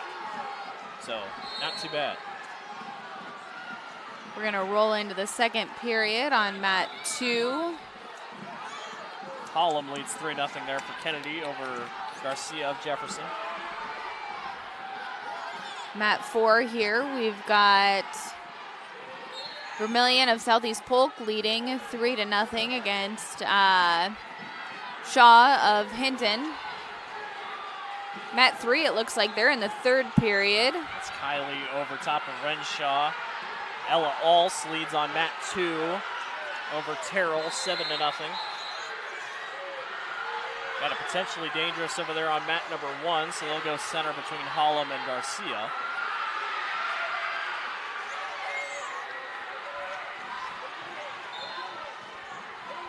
Mat 3 re-centers after they went out of bounds with about 35 seconds left in the match. Southeast Polk here on mat 4 looking for a fall with 20 seconds left in the first period. That'd be Vermillion, the sophomore, or the freshman, excuse me. Mat number 1, they're going to the second period between Hollum and Garcia. Hollum leads 3-1.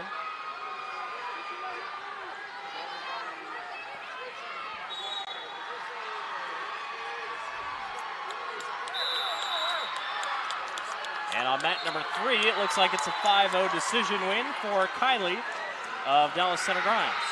No fall here on mat 4 as they run out of time, and she gets a near fall of 4, and they go into the second period. Wrestling over on the edge on mat 2, looking for a fall. It looks like Ella Ice of Mason City. She's close. Very close. Mat number 1 is a finish. Let's see who they hold up here. It'll be a win for Olivia Hollum of Cedar Rapids Kennedy by fall over Jackie Garcia. So Hollum, the 11 seed, 31-9 record, now 32-9 record is moving on. No fall over on mat 2 as they go into the third period, and Ice of Mason City leads 13-0. Mat number 3, another quarterfinal. This is Kate Siri of Linmar taking on December Paw of Des Moines Public Schools. That is for a spot in the semifinals. On mat number 1, it'll be a consolation round. Rodriguez Acosta of Southeast Polk taking on Naaman of Spencer. So your only quarterfinal on the floor right now is on mat number 3, and that would be bottom left corner of your screen.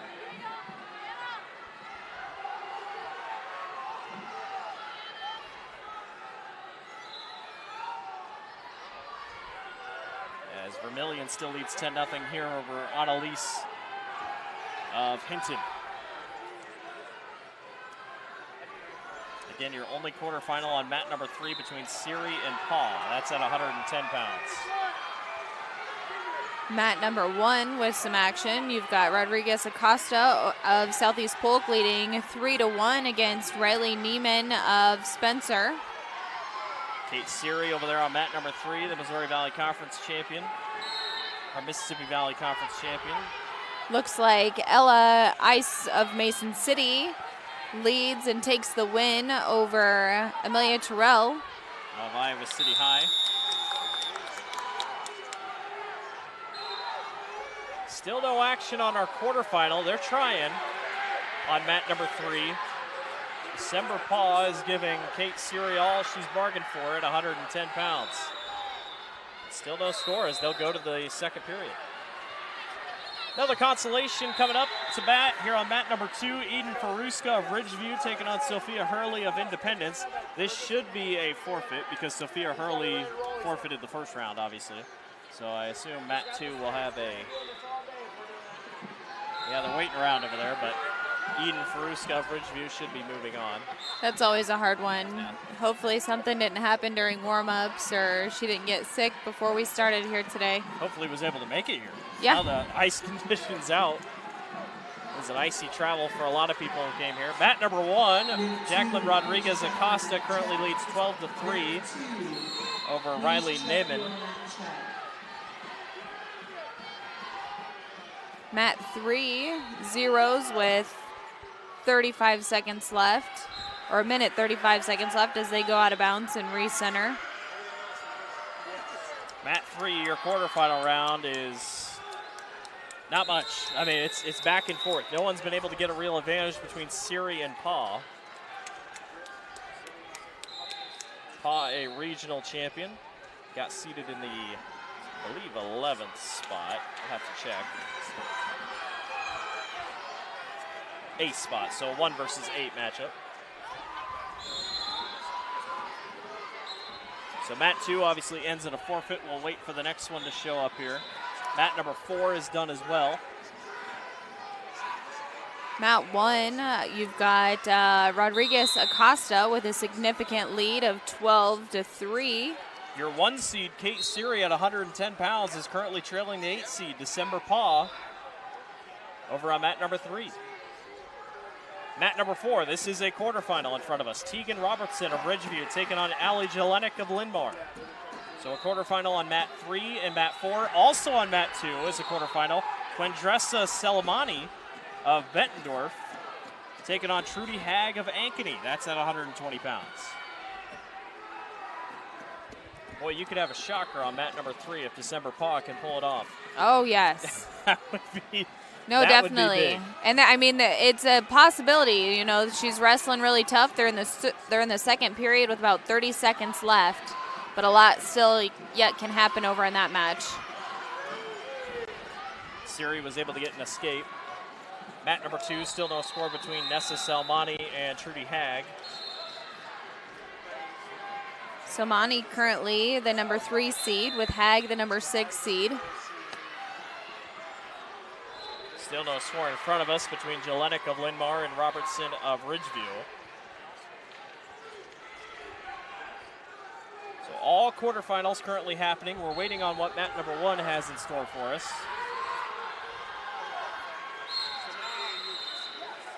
We're going to the 3rd on mat number 3. December Pa leads over the 1 seed, Kate Siri, 3-1. Keep an eye on it.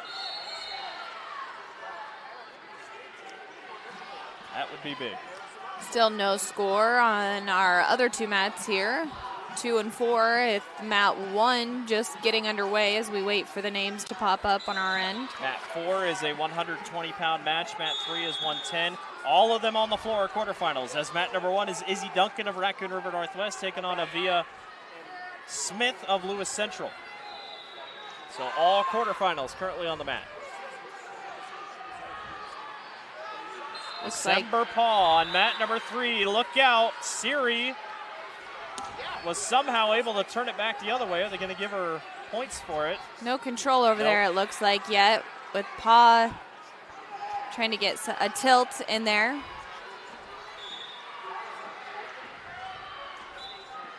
Still no score across 1, 2, and 4 currently.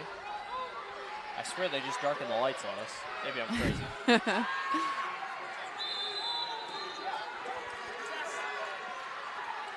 1:07 to go on mat number 3. Siri trying to turn it back over. Is that enough for points, though? Got a minute There left, it is. and she gets the reversal to tie it up. Keep an eye on the bottom. It'd be the bottom left of your screen. That's your 8 versus 1 matchup. Can December Pa get an escape? No, she can't. They go out. Got a takedown.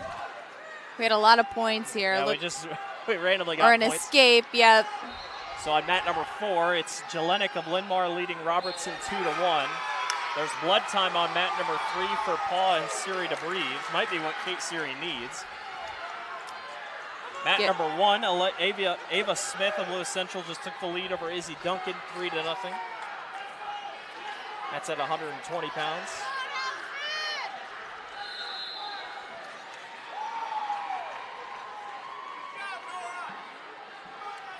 Still no score on mat number 2 between Salmani and Hag. Over on mat 1, Smith currently the 2 seed.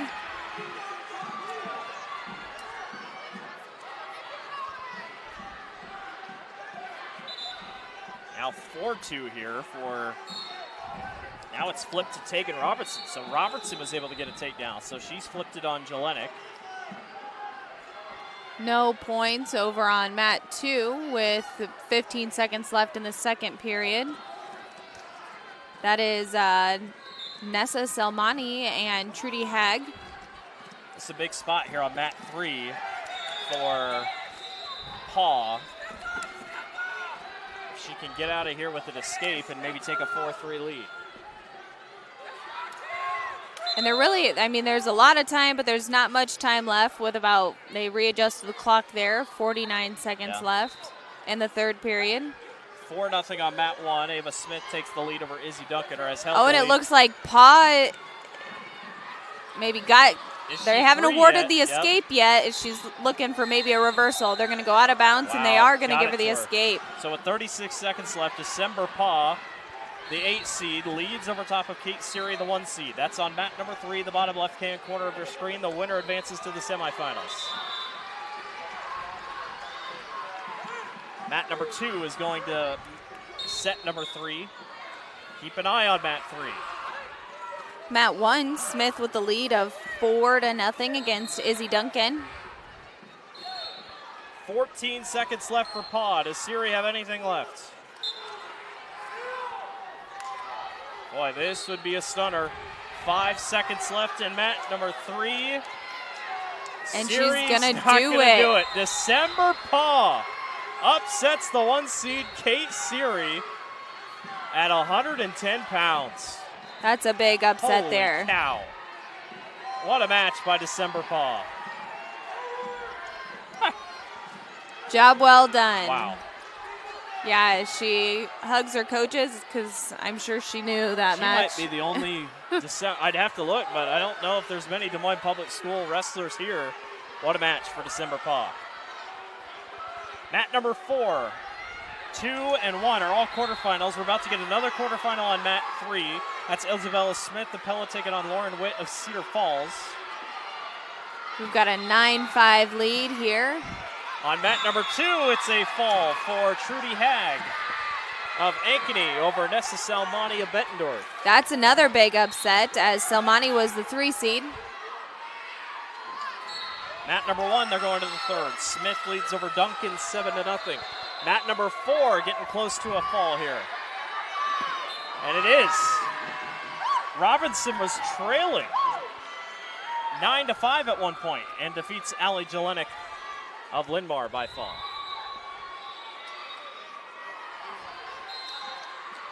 Not a big upset like we've seen, but again, that's your number 5 seed beating 4.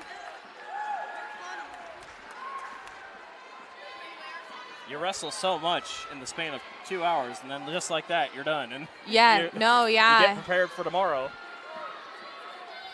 Mat number 3 quickly up 6-0 is Lauren Witt of Cedar Falls over Isabella Smith of Pella. We're going to get some new matches here on 2 and 4. Mat 1 with Smith still leading 7-0 against Duncan with about a minute left in that one. Minute left in the third period. Well, we're waiting on mat 4 to update, but we're about to get a fall. This is a consolation round, so another Des Moines Public Schools participant, Ava Blakeman, currently has a fall over Raylan Ware of Southeast Polk. Wow, strong showing for Des Moines Public Schools here in these last couple minutes. Mat 2, you've got Addison Bowers of Dallas Center Grimes and Brianna Johnson of Spencer taking on in the consolation round. Johnson just took the lead, 3-0 after a fall. Smith is close to finishing things out on that number 1 over Duncan of Raccoon River Northwest.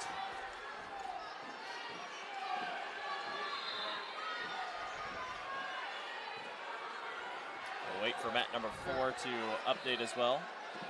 There's a 10-0 lead over on mat 3 as they recenter to go into, I believe, the second period, with Lauren Witt leading 10-0 against Isabel Smith. For Witt.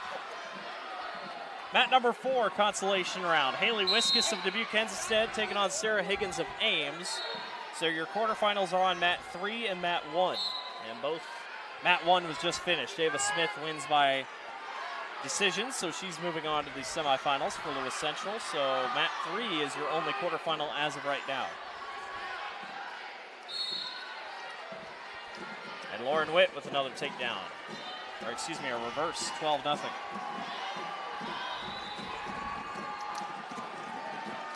Brenna Johnson up top 7-0 over, or 7-2 over Bowers. Mat number 1, another quarterfinal underway at 125 pounds. Marion's Josie Logan taking on Camille Schultz of Waverly Shell Rock. That is for a spot in the semifinals. Like I said, at 125 pounds. Got some points getting scored over on mat 2 as Johnson gets, I believe, some near fall points here as they go into the second period, leading 11-2 against Bowers of Dallas Center Grimes in that consolation round. Lauren Witt wins by tech fall over Isabella Smith of Pella, so Lauren Witt of Cedar Falls is off to the semifinals. And that would leave mat number 1 is your only quarterfinal on the floor as of this moment. It's the 2 seed Camille Schultz taking on the 7 seed Josie Logan. Still 0-0 over there. With about a minute left in that first period. Got 20 seconds left here on mat 4 in the first period with no points scored, but lots of action between both girls.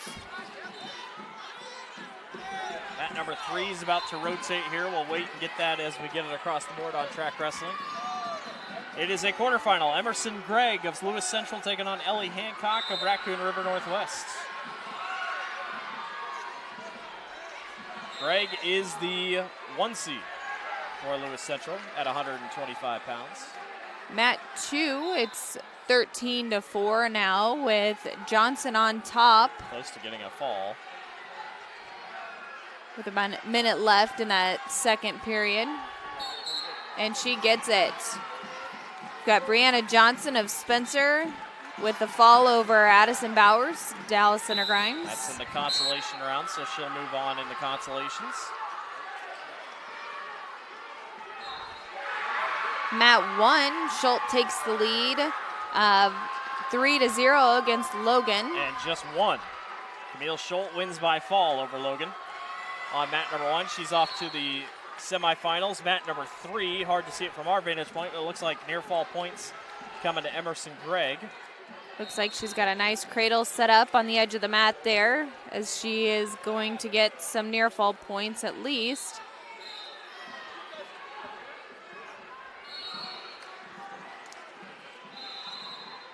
Got about 40 seconds left on mat 3 as she gets the fall over on mat 3. So that is Emerson Gregg of Lewis Central will advance on to the semifinals. An escape here to finally put some points up on the board on mat 4. Mat number 1, Mackenzie Childers at 130 pounds taking on Joby Conway. That is a quarterfinal spot, and Childers already leads 3-0.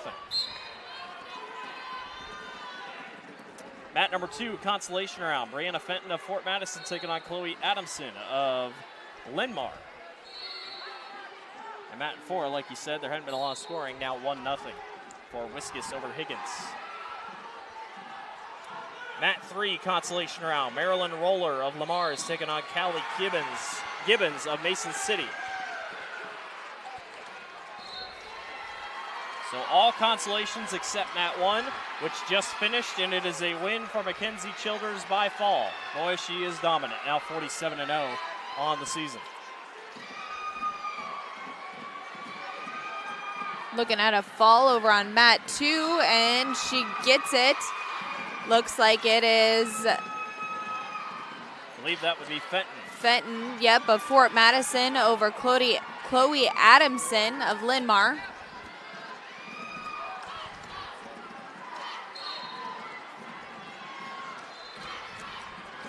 Talked about Mackenzie Childers, but 47-0, going after another championship. She won in 2023, did not win last year, but going after her second. Consolation round on mat number 1, Maya Otto of Burlington taking on Claire Heineck of Cedar Rapids Prairie. Prairie sent a couple of girls here this way. Yeah, I've seen a few, yeah.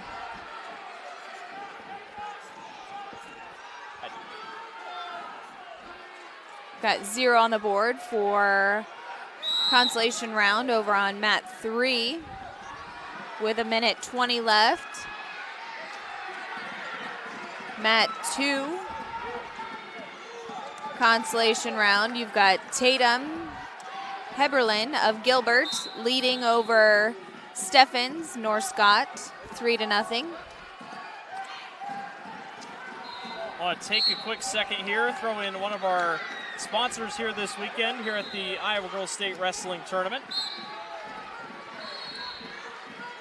University of Iowa Healthcare is here for you no matter where you're from in this great state. From leading advancements in research to primary care and expertise in over 200 specialties, UI Healthcare is changing medicine and changing lives for all of Iowa and beyond. Learn more at uihealthcare.org. Catch them in a couple times here per session. All consolation rounds currently happening here. Blake Walker, Sydney Bolin here with you. There's a fall on mat number 3 for Mason City's Callie Gibbons. Wins by fall over Maryland Roller. Myself and Sydney will be done here in about 15 minutes. Our session, or our time ends. We'll take a quick break, be back at 1 o'clock. Time flies when you're doing Got another, right, yeah. We've got another fall over on mat 2 of Tatum Heberlin over Bryn Steffens. That's Gilbert over North Scott there. Elizabeth Thomas, Appella taking on Sierra Metcalf of North Scott at 135 pounds over on mat number 3. That's a consolation round.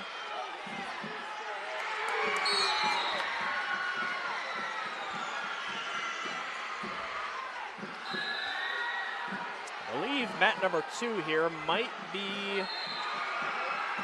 a quarterfinal. Yes, it is. Mat number 2 is a quarterfinal.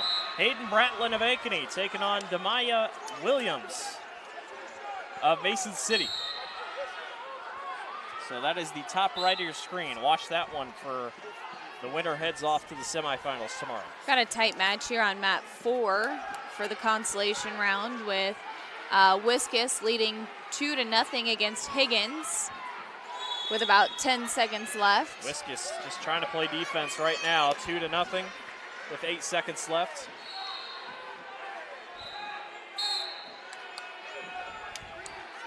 And they're going to go out of bounds and recenter. Mat number 3 got a reversal that might lead to a fall over there between Thomas and Metcalf, and Thomas is looking for the fall. Wiskus takes the win here on your consolation round against Higgins on mat 4. Your only quarterfinal on the floor is on mat 2, and it's still 0-0 as they go middle again. Elizabeth Thomas, Appella wins by fall over Sierra Metcalf of North Scott in a consolation round at 135 pounds.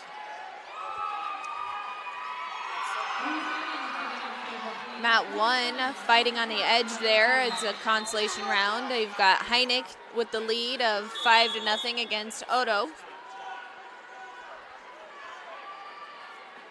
Still no score on your quarterfinal match on mat 2. Not much going between those two, a lot of head fighting. About a minute left in that first period. Quarterfinal right in front of us. Fort Dodge's Mariah Benedict taking on Lexa Rozovic. With a takedown to her back. As we have Rosenvink with the pin. Is that Rosenvink? 32 seconds. Yep. She's got red socks on. Or orange, but they look red. So Rosenvink quick with the pin. win. Yep. Yes. 4 seed. Moving on. Another quarterfinal on mat number 3, and it's getting really close early. Kat DePrima of Fort Madison taking on Shaylee Sutherland of Spencer. Sutherland already leads 7-0. That's at 140 pounds. Sutherland is the 2 seed. Hayden Bratling got a takedown over on mat number 2. That's a 3-0 lead. On mat number 4, right in front of us, this is going to be a quarterfinal. Cassidy Fiala of Lewis Central taking on Cadence Bouchong of Nevada. Mat 1 still a quarterfinals match with Heineck still in the lead of now 8-0 against Odo. Looks like we got a fall over there on mat 3. That's Shaylee Sutherland with the fall over Kat DePrima of Fort Madison. So Sutherland is off to the semifinals. So your quarterfinals on the floor right now, as of right now, at this very moment, is only 4. I believe Sutherland got a nice defeated headlock here on mat 4 in your quarterfinal match. Ankeny's Bratling got the win. She's off to the semifinals for Ankeny. Bouchong of Nevada, 3 looking for near fall on mat 4 against Fiala of Lewis Central. And a reversal, so Fiala now on top. Of Pleasant Valley. That's for a consolation spot. With a pretty quick takedown there by Applehans. Mat number 1 has been taking its time. They're in the 3rd period, about to close that one out. Claire Heineck leads 8-0. I say nice cradle over on mat 2 to get some near fall points. Steele of Southeast Polk taking on Hopner of Cedar Falls.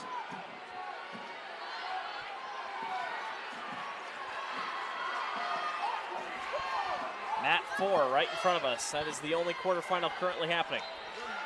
And it's Cadence Bouchong currently leading over Fiala. Bouchong of Nevada, Fiala of Lewis Central. Fiala currently riding with about 5 seconds left in the 1st period. Think we'll ever get riding time in high school wrestling?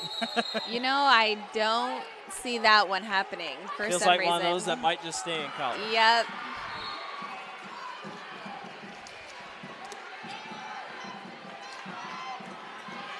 Here in your quarterfinal match, they're going to choose neutral to go into the 2nd period. Claire Heineck wins over Mia Otto of Burlington. Heineck of Cedar Rapids Prairie. She's off to the next round in consolations. Some action over on mat 3 as Applehans gets Moffitt to her back. Cadence Bouchong looking for a couple near fall right here in front of us. She leads now 6-2 over Fiala.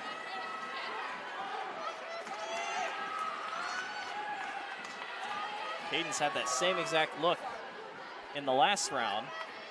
Mat number 1, a quarterfinal. Jenna Gray of Dallas Center Grimes currently trailing Karen Pena of Lamar's. That's on mat number 1. And it's 3-1. Pena leads for Lamar's. And a pin here on mat 4. Cadence Bouchong of Nevada with the win over Fiala of Lewis Central. So Bouchong is off to the semifinals. Mat number 2, Mari Mans of Lewis Central taking on Allie Vandermolen of Dallas Center Grimes. That is a quarterfinal match. And on mat number 1, it is a lead for Pena, Karine Pena of Lamar's over Jenna Gray of Dallas Center Grimes.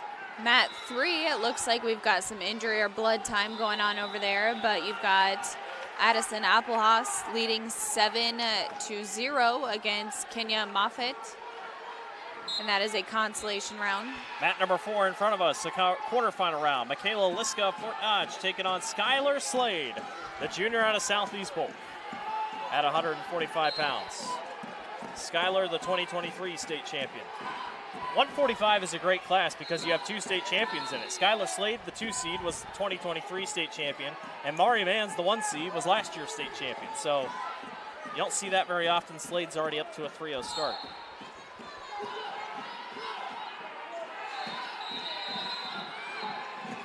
Looks like a 9-3 lead of Pena of Lamar's over Gray of Dallas Center Grimes in your quarterfinal match over on mat 1 as they go into the 2nd period. Yep. Still nothing between the 2 on mat 2, Mans and Vandermolen. They've got 35 seconds left on the clock over on mat 2. Skylar Skylar Slade leads 3-0 here over Michaela Liska, the freshman out of Fort Dodge. Still in, looks like maybe some injury time over on mat 3. Dallas Center Grimes, Allie Vandermolen holding serve here in period number 2 against the 1 seed. Mari Mans.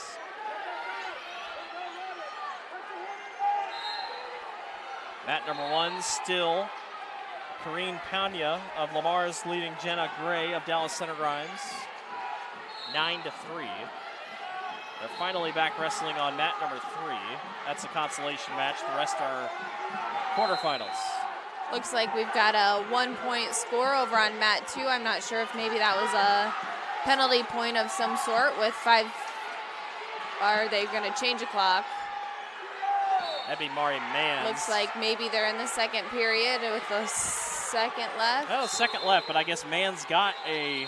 There they go. They changed. They updated it. Okay, so we're in the second period with 2 minutes. With looks like Mans leading 1-0. Boy, big lead on mat number 1. Pania has taken away 16-5 currently over Jenna Gray as they go out. Applehawn's got the win in the consolation there on mat number 3. Now we go to mat number 3 again. We'll update it here in a second, see what they have running. Skylar Slade still leads 3-0 and is able to grab a 3-point takedown to make it 6-0 on mat number 4.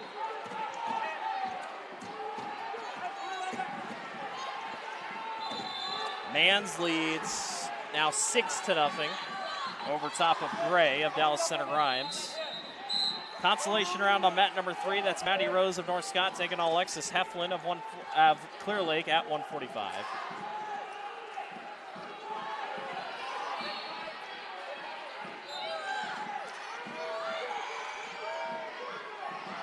.12 seconds left in the second period over on mat number 1. Slade looking for a fall here on mat 4 as she gets it. Skylar Slade make it 40-0 is off to the semifinals as she defeats Fort Dodge's Michaela Liska. Got an escape over on mat 2. Got Mans leading 6-1 in the second period with 50 seconds left for your 1:45 quarterfinal match.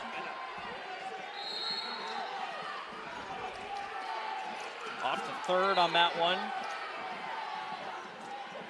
Mat 3's 3-0 for Heflin over Rose. That's a consolation. Mann still leads 6-1 over Vandermolen on mat number 2. We've got some scrambling over on mat 3 with Heflin in the lead, 3-0. Mat number 4 now is Carlisle's Elizabeth Peters taking on Hallie Musquitis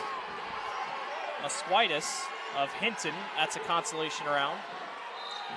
Heflin did get some near fall over on mat 3. Blood time on mat 2. Your quarterfinals are on mat 1 and 2.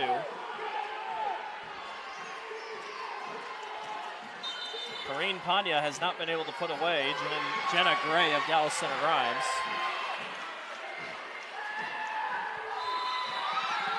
Got about a minute and 10 left, and we've got a headlock here on mat 4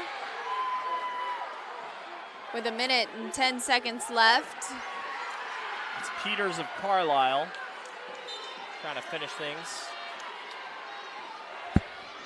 I tell you what, Jenna Gray has a 3-point takedown, trying to make this close on mat number 1. It's 16-8. I can't quite see who's on top over there. It looks like Gray. Oh my goodness, Jenna Gray trying to get Pania on her back here. Fall points here, yeah. That's at 140. Pania is the 4 seed, Gray is the 12 seed. She got more near fall points. It's 16-12 over on mat number 1. Got about 25 seconds left in that third period for that match on mat 1. So the ref looks like he's kind of scrambling to look for a full. Boy, Jenna Gray trailed 16-5. Can she take down the 4 seed Pania? She's got 8 seconds. Does she have enough time? It's going to be close. The whistle She blows. should tie it up, though, if they And give her she that did. Yep, 4 she near did. fall. Yes. It's 16-16. And they It was will go 16 into to 5. overtime. Oh, my goodness. Mari Mann still leads 6-1 over Allie Vandermolen on mat number 2. That's at 145 pounds. They go to overtime on mat number 1. Unbelievable by Jenna Gray.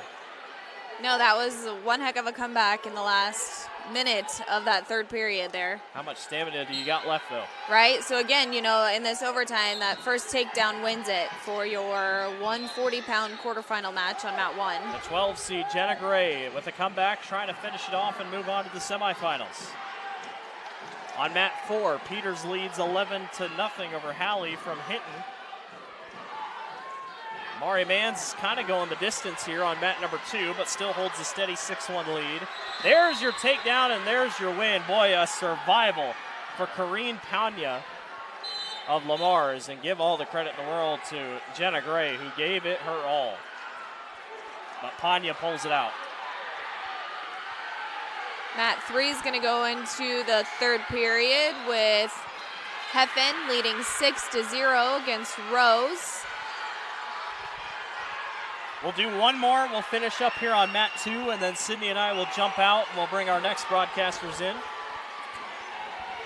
But on mat number 2, that's mat number 2, that is Mari Mann's and Allie Vandermolen. That is a match currently for a quarterfinal. And after that one concludes, we'll step aside and give things over to our next crew. They've got about 50 seconds left in that third period.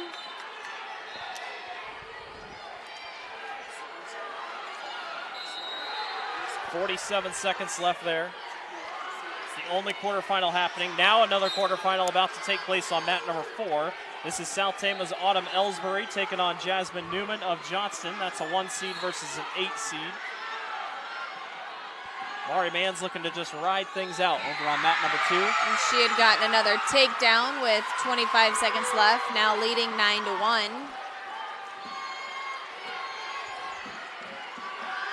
$18 seconds left. Mari Mann's trying to finish things out. Autumn Ellsbury gets taken down, and Jasmine Newman takes the 3-0 lead over Ellsbury.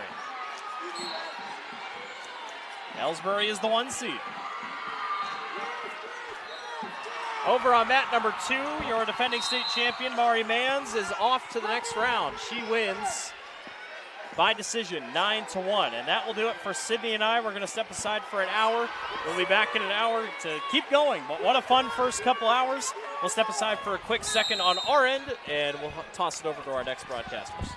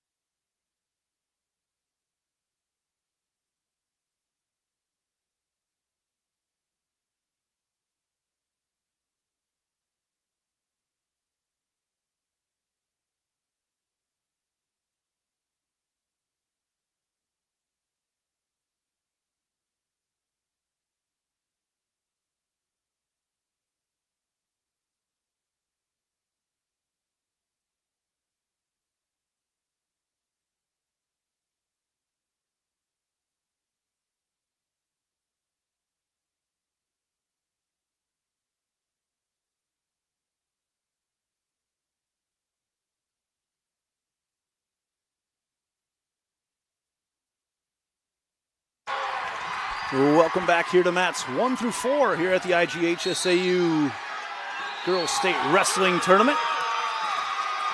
There's Austin Oliver and Andy Pollock here as we get set to go, get everything loaded up. Mats 1 through 4. Autumn Ellsbury from South Tama, the 1 seed, just ended up with a pin. She trailed for a good portion of the first period on mat number 4 and then came through and got a pin here right away to start period number 2 over on mat number 3, which is your bottom left. We've got Marley Pittett from Western Iowa trailing Bailey Schuster, the freshman from Spencer, 3-0. And on mat number 1, McKenna Miller from Waverly Shell Rock leads Amaka Chukwuzembe from Atumwa, 4-0. And that is on mat number 1, which is the top left of your screen. Mat number 2 right now is Schuster leading 7-0. Excuse me, that's mat number 3. And mat number 2, new bout, is Morgan Bills from Dubuque Hempstead against Peyton Van Dyke from Iowa City Liberty. Just getting started there. Mat number 4 right in front of us. Bottom right on your screen is Giselle Smith from Indianola, 27-3 against Macy Peterson, 30-20, a sophomore from Burlington. That'll be a quarterfinal match on mat number 4. Yes. A quarterfinal match on mat number 3. Consolation on both mat 1 and 2 right now. So just give you a heads up on when we're looking at that. We are flying through this tournament so far. Yeah, 3 and 4 will be moving on to the next round here if they can get going. But the consolation matches on mats 1 and 2. We go. We'll try to keep you updated with these scores throughout as our graphics keep refreshing. Miller from Waverly Shell Rock leads 5-3 right now in the third period, minute and a half to go there. That is on mat number 1. Mat 3 just getting on her way. It's Alexandria Val, Sioux City West up against Isabella Taylor, junior out of Anamosa. That battle will be at 170. That's a quarterfinal match as well. Gotta flip my bearings here as we were on mats 4 through 8 earlier, now on mats 1 through 4.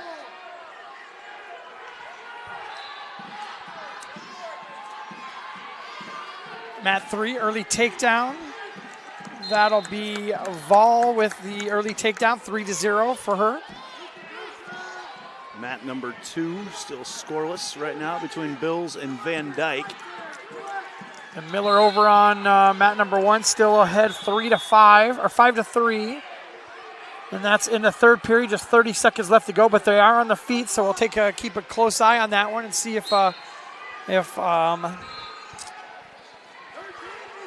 get a score there to tie that up or get a lead. A takedown over there would be a lead.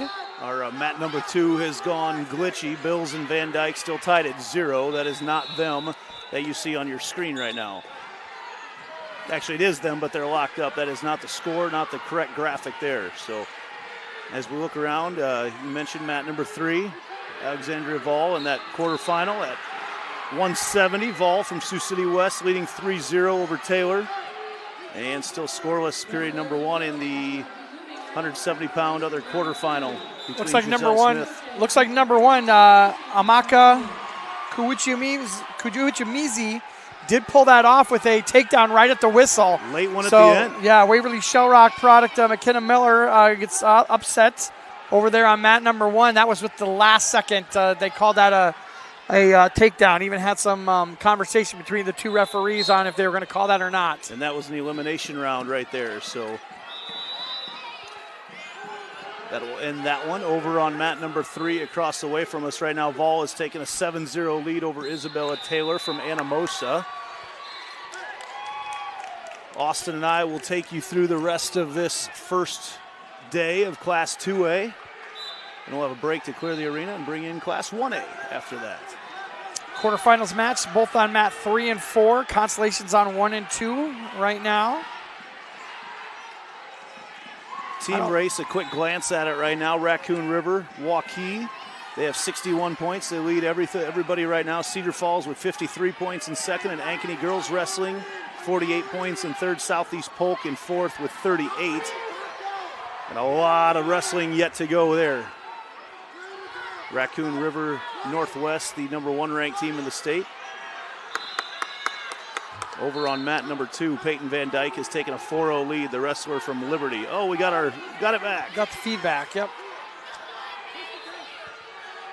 Yeah, 4-0 for Van Dyke over there. Right here in front of us again on mat number 4. Scoreless between Peterson and Smith. Got a new match over on mat number 1, Bella Bruins. Consolation round matchup against Sheona Emmanuel from Iowa City West. They just got going. Emmanuel out with a 3-0 lead with a takedown. A quick one over there. An escape here on number 4. Looks like we might have had a pin. Yeah, Emmanuel got a pin there over on mat number 1. That'll Fast be one. Yep, that'll be the end of the day for Bruins. It's the second loss of the day. Getting counted down over here on number 3. Vol in tough shape right now. She had an early lead, 7-0, and now is giving up a reversal and back points here. It's gonna clean this match up. She's got 21 seconds to go. Yeah. Still second period there, so she's got a full another period. But see, with her on her back right now, Oh, she'd have to fight this off. 12 seconds to go, 10 seconds. And we'll see here if she can finish it off. 5 seconds to go. Vol trying to fight it off, and she cannot. A comeback win there for Isabella Taylor from Anamosa in the quarterfinals. She'll move on to tomorrow's semifinals at 170 pounds.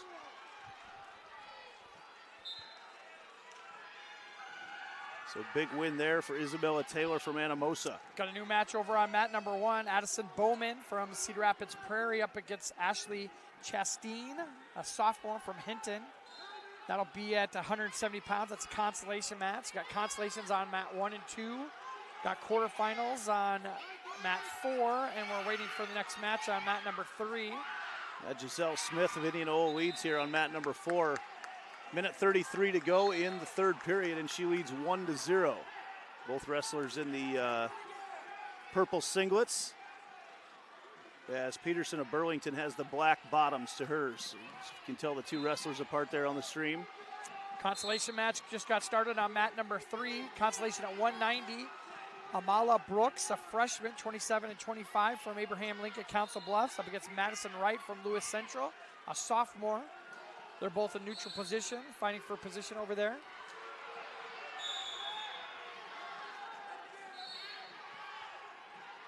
Got some referee discussions over on mat number 2. That score is showing 4-1 in favor of Van Dyke, but looks like they're discussing something over there. We'll see what the outcome of that one is. Peterson trying to get a takedown here, can't quite do it.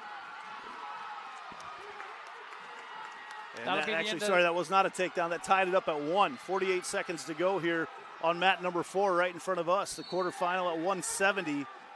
Giselle Smith and Macy Peterson. Van Dyke with the win over Bills on mat number 2. She'll move on in the consolation rounds. Oh, and Smith was just off the edge. No, that is Peterson. Was just off the edge of the mat. And it looks like Smith in some pain there, but she's going to pop right back up and go. 37 seconds to go. We're looking at the bottom right. Tied up on mat number 4. Giselle Smith of Indianola, Macy Peterson from Burlington. Smith in the all purple, Peterson in the purple top, black bottoms.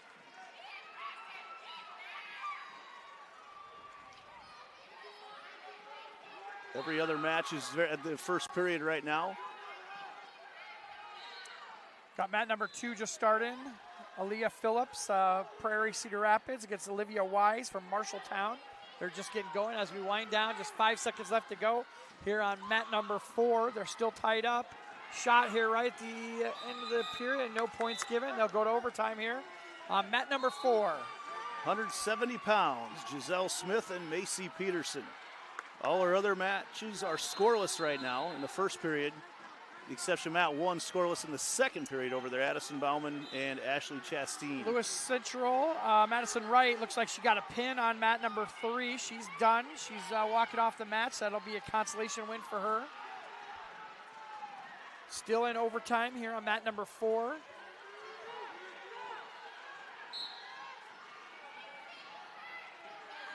takedown over on mat number 2 for Aaliyah Phillips from Cedar Rapids Prairie in that consolation round at 190. We'll have one more round for the wrestlers here in the consolations yet today. This is the first round of consolations. We'll have the second round of consolations. 4 wrestlers at each weight class have been eliminated so far, and 4 more will be eliminated by the time we go off here this afternoon. Still in overtime here on mat number 4. Mat 3 has Kaylee Staples from Ankeny, a freshman, against Elizabeth Mills from Cedar Falls, a senior. They're in the first period at 2:35. Consolation round there. Period number 1 in overtime over on mat number 4 between Smith and Peterson. That's the one on your bottom right now. They are in overtime number 2. And it looks like it'll be Smith on top. She'll try to ride out Peterson. Addison Bowman and Chastain on mat number 1, still locked in at 0s. Just a minute left to go here in the first period. 30 seconds here for Smith and Peterson. And Smith gets her down to the ground right away, gets control of the ankle.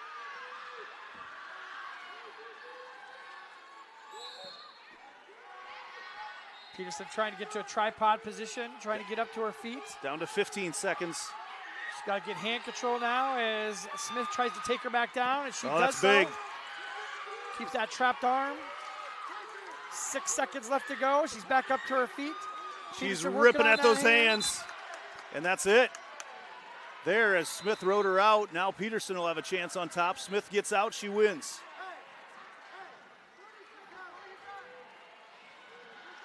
Still tied at 1. Peterson going to try to get out here. Again, we're watching the bottom right. Giselle Smith from Indianola on the bottom right now. She will try to get out from the hold of Macy Peterson of Burlington.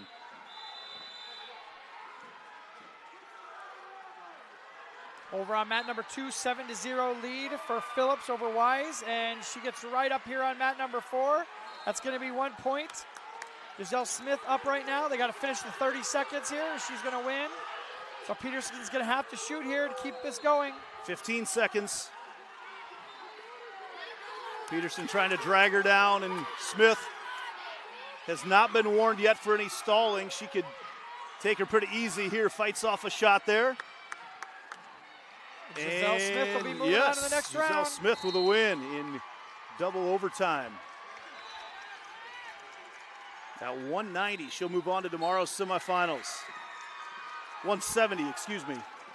All smiles for Giselle Smith. Over on mat number 1, 4-0 lead for Bowman over Chastain. They're in the third period. Just 15 seconds left to go, and that'll be Bowman moving on in the consolation round. Second period on mat number 3, Kaylee Staples of Ankeny over Elizabeth Mills with about a minute left in period number 2. Staples started on the ground there that period and got the escape. Got a new match coming in at mat 4. That's Cadence Hagen of Boone. It's a quarterfinal match up against Mallory Stutzman from Carlisle.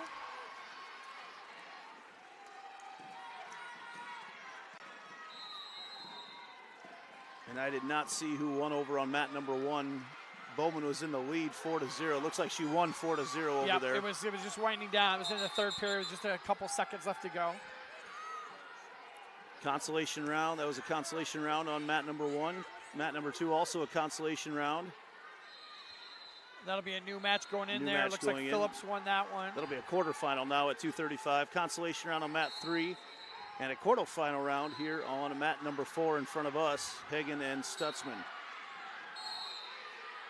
So it looks like we're already starting over at 100 pounds over on mat number 1. It's another consolation match, Garisho against Phillips. And that Garisho will be in with a takedown right on the whistle. Out on mat 3, got somebody on their back. It looks like that's going to be Mills with the pin over Staples. Right at the end of the second period.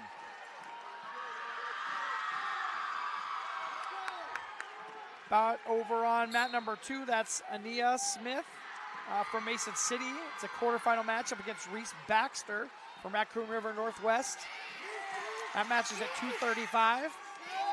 Rest of this is going to fly through right now as well. 4 mats at each weight and move on to the next one. Yeah, we're already at 105 on mat number 3. We've got to wait for the match to feed in here, but it looks like they're almost ready to go. And as soon as we get done with the matchup here on number 4, that is the only 4 and 2 right now, our quarterfinal bouts. Everything else is consolation rounds. And it'll be consolation for the rest of this and consolation round, the rest of the yes. time after that, yes. Yeah, so I'm at 3 at 105. It's going to be JC Mason of Davenport, a senior, up against Nia Kiley from Dallas Center Grimes. Takedown here on number 4 for Hagen. She now leads 4-3. Still knotted at zeros at mat number 2 at 235. That's Smith and Baxter, still zeros. That will be the last quarterfinal match. I guess we had a quarterfinal match on mat 2 and mat 4 right now. Consolations on 1 and 3.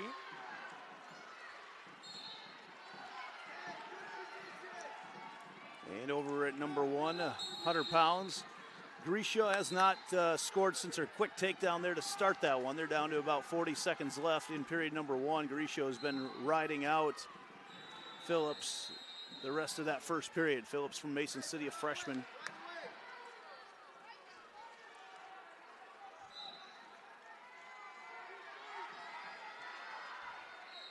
So 2 and 4 right now are our quarterfinal bouts still.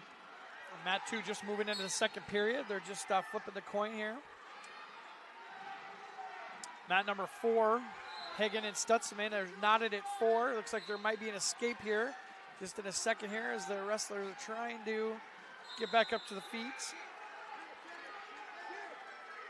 And that'll be a point for Hagen. She takes the lead 5-4. Minute 35 left to go here in the bout. Over on number 2, still scoreless right now in the second period between Smith of Mason City, Baxter of Raccoon River Northwest, and those points, Raccoon River Northwest's lead is actually been surpassed now. Cedar Falls has taken the lead. They have 65.5 points. Cedar Falls was the number 1 team to start the year. Raccoon River and Ankeny passed them, but Cedar Falls brought 11 wrestlers here, more than any other school, looking to make a splash in the team race. Ankeny moved up a spot as well, moving up to 3rd place in the team scores right now. Cedar Falls at 65.5, Raccoon River at 61, and Ankeny at 55. And then Southeast Polk rounding out the top 4 at 48. And it's these points in the consolation rounds. That's where in the team race, that's where the championships are won. Hagen and Stutzman winding down, 45 seconds left to go. Hagen still holding on to that 5-4 lead, as both wrestlers are trying to exert their will on each other. Yeah, Smith and Baxter still scoreless. Mat number 3, looks like Mason got a pin over Kiley. She'll move on in the consolation rounds. Looks like we got a takedown here on mat number 4. Nope, they did not get it. Almost a takedown. 20 seconds left to go, still 5-4 lead for the green wrestler, Hagen. Boone in their Christmas colors, red and green. Always festive here. The Toreadors. The Toreadors. 14 seconds to go in period number 2 on mat number 2. Anya Smith of Mason City, Reese Baxter of Raccoon River Northwest scoreless. Keep an eye on that for the team race right now. That is a quarterfinal bout, and a stall warning issued to Smith, I believe. And I think there was already a stall call over there, and I'm not sure on which wrestler it was, but I definitely saw a stall call, so maybe. And that was with 1 second left in the period that she had that warning issued to her. Now Hagen on mat number 4, Hagen and Stutzman. Stutzman has chosen down for the 3rd period, so she can get up and get to her feet. That'll tie the score back up at 5-5.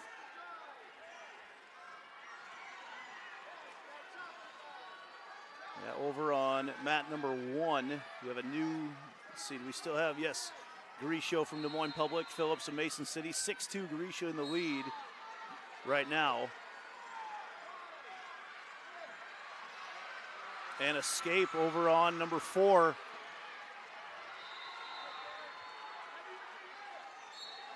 on number 2. That'll be the first points of that match Yep. scored right now. It's a 1-0 lead. Anya Smith has just taken the lead, 1-0. And that whole match has been wrestled on their feet. That could be a huge point for Smith. Follow along with these championship bouts here as they come to a completion. Couple close ones right now. Austin, I'll keep an eye on number 2 if you want to watch number 4 here. Yep. Still no movement. A minute left to go here in the third period. Hagen still clinging to that 5-4 lead as Stutzman gets to her feet. Gets control of the hands. Looks like she's going to get a escape. So it's tied up 5-5 here on mat number 4. We'll see who's got enough left in the tank at 2:35 in the quarterfinal on number 2. Smith, Baxter. Baxter tried to position herself for a throw, but Smith fought it off. Keeps shooting in on the head. Under a minute to go there. Stutzman or Hagen in on a takedown, but Stutzman does a nice job of getting out of it. 45 seconds left on mat number 2. Smith in the lead. Baxter keeps trying to position herself for the throw. It's a battle of who's got anything left right now. Second match of the day for both those ladies. 10 seconds left to go here on mat number 4 as Hagen's trying to get the late takedown. She gets it. 2 seconds left to go. She's going to be moving on to the quarterfinals. Big win for Hagen. And now back, number 2, 1-0 lead still for Smith. Baxter keeps trying to get in on the throw. There's 15 seconds left. Now 10 seconds left. And every time that Baxter moves in, Smith fights her off. And Smith is going to get the win and move on to tomorrow's semifinals. Anya Smith of Mason City.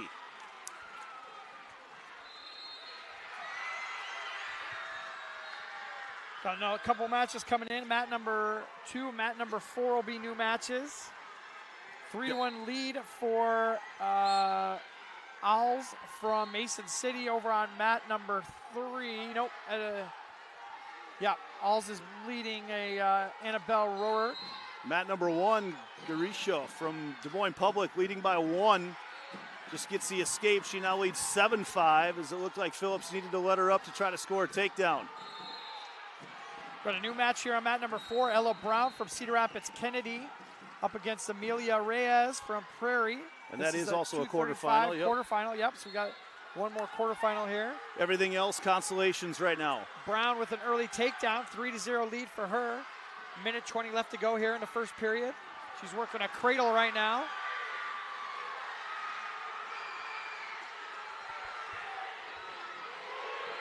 And with 2 seconds left on mat number 1, Piper Phillips gets a takedown to win 8-7. She is fired up, and the Riverhawks of Mason City are all fired up as well. Huge roar as she scored the takedown with 2 seconds to go. Yeah, crowd's right there in front of her. That's what it's all about. They're going to see the wrestler perform right there in front of them. Kind of reminds me of old vets when everybody kind of moved around the facility to get on the wrestler's mats, but they just happened to get a prime seat to see the wrestler get the win. So a couple big wins for the Mason City wrestlers right beside each other at 100 pounds and at 235.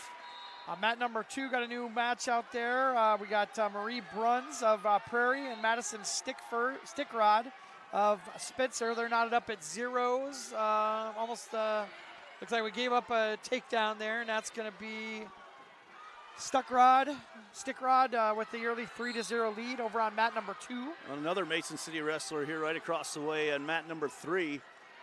Ella Alse leading 4-0 over Annabelle Rohret from Cedar Falls. Now 4-0. And there is an escape over there for Rohret. It's now 4-1. Actually, it says 6. They gave Rohret the point. I believe that's wrong. They have Alse leading 5. That's right. There we 5-0. She had the escape. So Alse leading 5-0 as they head now to period number 3. Here on mat number 4, Ella Brown still with that 3-0 lead. Almost got some back points right at the end of the first period, but didn't get a full 2 count. The referee says he didn't get to the end of his swing there to get the 2 count, get the 2 points, so it's still still at 3-0.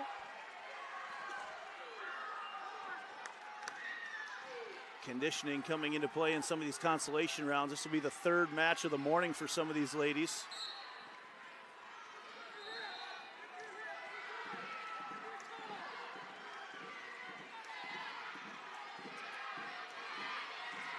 Mat number 3, another takedown there for Rorit. And she lets her right back up. She wants to get a lead here. She's at 4-5 right now, 4-6 with the escape for Alls. And Rorit shot in immediately as soon as she got up. That's got a minute left to go, a little bit over a minute left to go in the third period. So now a takedown clinic for Rorit over there. Well, Rorit gets a takedown here. She'll take the lead. Also important in the team race, Rorit with Cedar Falls at the top right now. They have a 4.5-point lead over Raccoon River Northwest. Rorit tries to shoot in, and she's fought off there by Alls. Fireman's carry, but Alls stretches her out. It's going to be close to a takedown here, but Rorit still has that leg. There it is. 3 points given to Alls. She takes up a lead, 9-4. Ellie Casey from Western Dubuque in the consolation round over on period in mat number 1. There's some injury time going on right now. 3-0. Hamilton looks to have a bloody nose. 3-0. Ellie Casey in the lead there. Let's jump back over to mat number 4. It's our only quarterfinal match still out there right now. Ella Brown leading barely over Amelia Reyes. 30 seconds left to go here in the second period. It's 3-2 lead for Brown. Reyes getting some words from her coaching staff.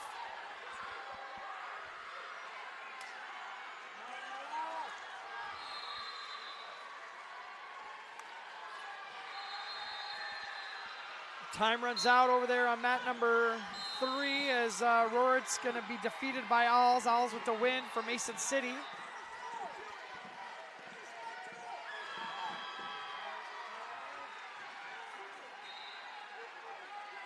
(3-2) here on number 4 still, with Ella Brown in the lead over Amelia Reyes. It's the second period, just winding down. Just 5 seconds left to go here in the second period on that match. We'll get a new one here in mat number 3. We'll get you who's over there here in just a second. I have a 3-3 tie over on mat number 1, Hamilton and Casey. Hamilton from North Scott, Casey from Western Dubuque. They're knotted up at 3-3. Minute left to go in the second period. It'll be on mat number 3, Cameron Anderson and Natalie Keller, consolation round at 115 pounds. Let's focus back in on our last quarterfinal match at mat number 4. They're just hitting up the third period. It's still 3-2. Ella Brown up against Amelia Reyes. Reyes in on a single. Brown does a nice job of sprawling out, getting those hands extended. Popping that ankle down.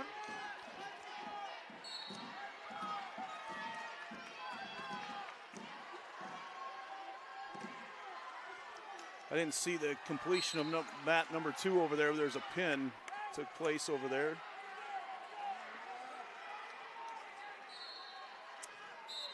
Fun finish here in this quarterfinal at 2:35, the final quarterfinal of the morning in Class 2A.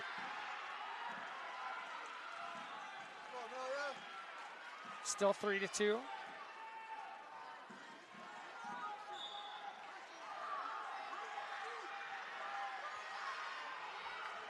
Big takedown there on mat number 3 for Keller. Getting back points now, trying to finish out with a pin. She's in a good spot right there. She gets the pin on mat number 3. Keller advancing on the consolation side. More team points for Raccoon River Northwest.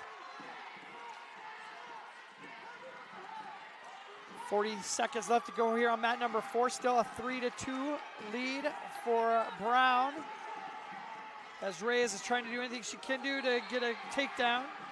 Mat number 2, Josephine Bond of Dallas Center Grimes in on a high single.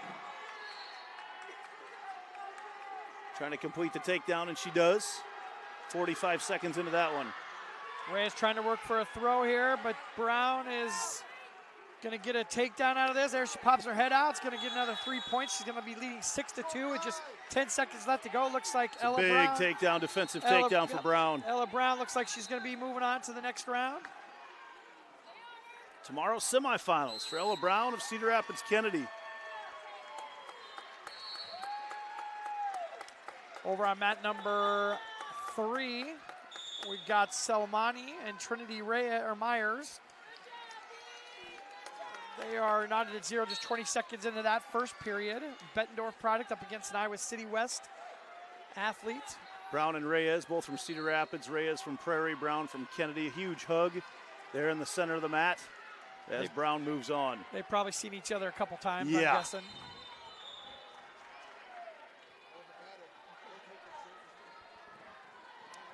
Still a good bout going on over on mat number 1. It's Hamilton against Casey. Casey with a 5-3 lead. And they're just 29 seconds into period number 3.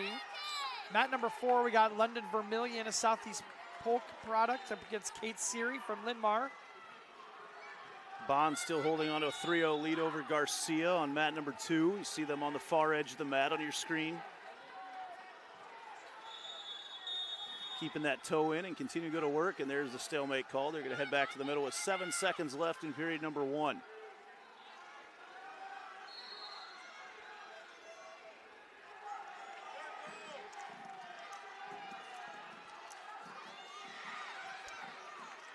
A lot of hand fighting going on all these matches right now. Not much going on. Casey with a lead over Hamilton on mat number 1, leads 5-3. Got 50 seconds left in that one.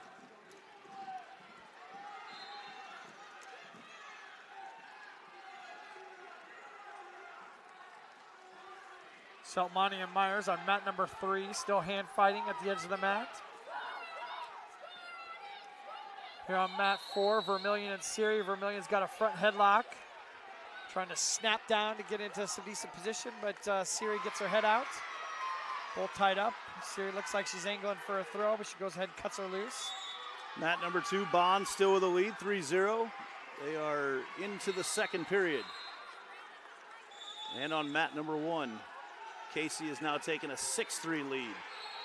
25 seconds left to go in that match over there. Close to a takedown here for Nessa Selmani from Bettendorf on mat number 3. And actually, now Myers has slid in and tried to get control of the head, and Selmani gets it back out once again. And actually, Selmani started off on top there, so there's been no escape yet. Selmani's been on top there. She tries to break down Myers. Seary with a takedown here on mat number 4. Nice little single leg, switched over to a double leg for the takedown. Ellie Casey from Western Dubuque with a win over on number 1. She wins 9-3.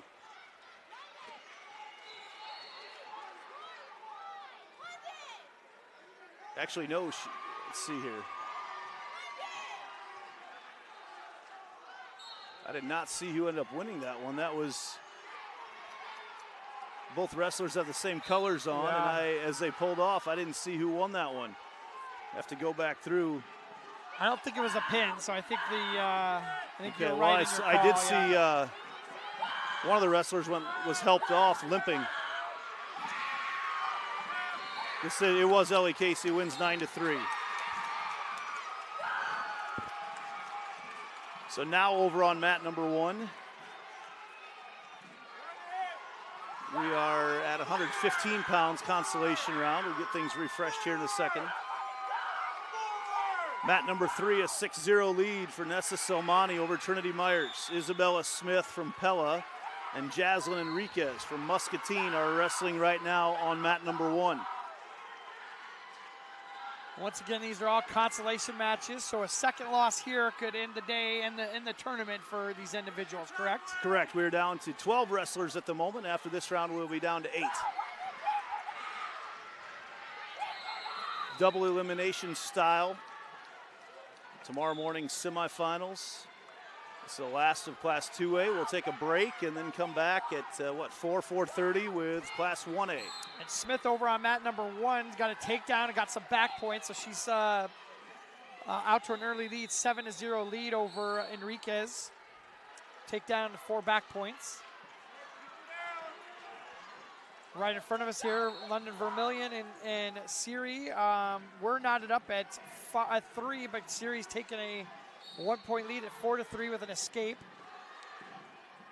She picks down, or she's on the down position for the end of the second period. 40 seconds left to go here in the second period.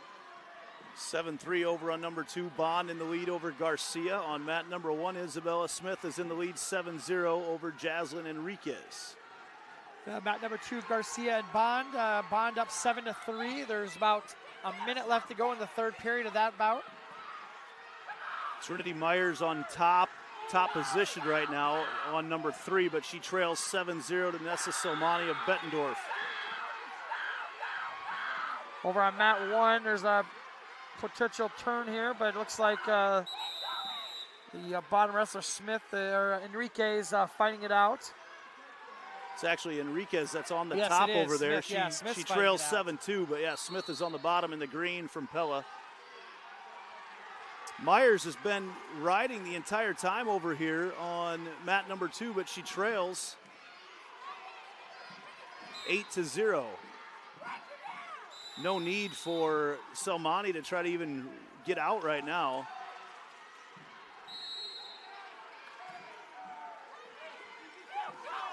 As there is 38 seconds left in that bout on number 3.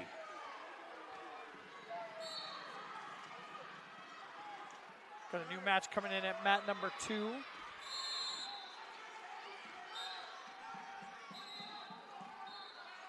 Enriquez still on mat number 1, doing a good job of keeping Smith on the mat. We're in the third period here in mat number 4. Vermillion trailing Siri 5-3. She's on top right now. Wrestling now on number 2, Brianna Fenton of Fort Madison against Addie Nelson of Southeast Polk. That is a consolation round matchup at 125 pounds. 10-0 over on number 3, Selmani in the lead over Myers from Iowa City West.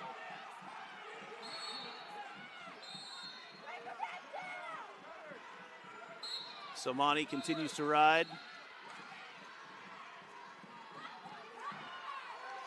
Ooh, Myers reaches back, tries to get control of the head. Selmani fights it off, though, with 8 seconds to go. And Nessa Selmani gonna move on here from Bettendorf with a 10-0 win over Trinity Myers. Third period right in front of us. Fun matchup right now. London Vermillion, Kate Siri. Kate Siri from Linmar leading 5-3, and there is about 40 seconds to go in this one. Yeah, Vermillion cuts her loose at 6-3, so a takedown will tie it up here. She goes ahead and cuts her loose and is going to try to get the takedown to get things to go into overtime. She shoots in on a double. Nice sprawl crossface from Siri. Couple exhausted wrestlers here.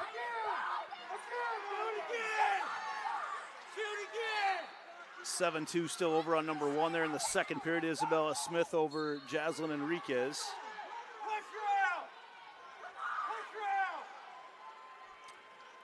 6-3 now our score. Here with Siri over Vermillion. Yeah, got a new match going in at mat number 3. It's Cassidy Fiala from Lewis Central up against Claire Heineck from Prairie Cedar Rapids. And that'll be the end of the match at mat number 4 as Siri gets the win 6-3. She'll be moving on. Consolation matches. We are flying right now through these consolation matches.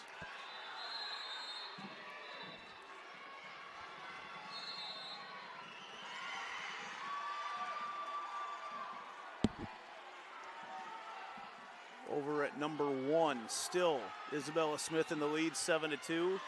As they start period number 3, that is Smith on top in the green singlet.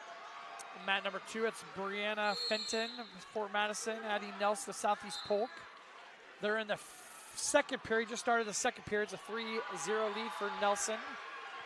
New match here in mat number 4 at 125. It's Destiny Brown from Ridgeview up against Isabella Villarreal from Mason City. We saw her a little bit earlier today already over on mat 5, 6, 7, and 8. Nice fireman's carry there from Brown as she gets a takedown, takes an early 3-0 lead. Nelson's got a 3-0 lead on number 2. That is in the second period, about a minute 15 to go there. 7-4 over on mat number 1. Enriquez trying to come back on Smith. But Enriquez She's got back trouble, points. yeah. Enriquez has back points right now. And go off the edge of the mat. Actually, that was, okay, Smith that had, no. No, it wasn't Enriquez. Four back takes points, the lead, yes. 4 back points. She takes the lead over 8-7. Smith. Blocked out by some trainers over there. Their job's more important than ours right now. So that So match now- just got completely interesting. Yeah, big change that's there. That's the flip-flop of this kind of style of wrestling. As there you see Enriquez tosses her down to the mat once more. 50 seconds to go in that one. Smith trying to get out to tie this thing up, and she slides her head out, and is she going to get the reversal? No, she doesn't. Enriquez gets right back in on position. 30 seconds to go in that one. We're looking at mat number 1 on the top left. Enriquez taking her out to the edge of the mat, and they are off after a quick move there on the edge by Smith. It's 8-7 with 20 seconds to go. Loser goes home. 2A consolation round, 115 pounds. Addie Nelson with the win on mat number 2. She'll be moving on to the consolation round. Look for a quick move here from Isabella Smith to try to get out and tie this thing up. 17 seconds to go. Enriquez Smith up holding to her on feet. for dear life. Oh, she Ooh, slid her she's gonna through. get And it went right to her back. I think Smith's on her back right now. And she gets the back points there at the end, no pin, but Enriquez with a comeback wins 12-7. That was touch and go. Easily could have been a reversal there to win the match for Smith, but not the case today. That'll be the end of her day today. Mariah Benedict on mat number 2 from Fort Dodge leads Kate Melody from Gilbert. That's 3-0 there. And Fiala on mat 3 leading 4-1 over Heineck from Prairie. Brown and Villarreal on mat number 4. Brown up 3-1. And that just started the second period, just 30 seconds into the second period. Got a new match starting over on mat number 1. Looks like it's going to be one of the Boone products, the Toreadors. Yeah, and a quick takedown, though, from Piper Lester from Clear Lake. Real quick takedown, 8 seconds into it.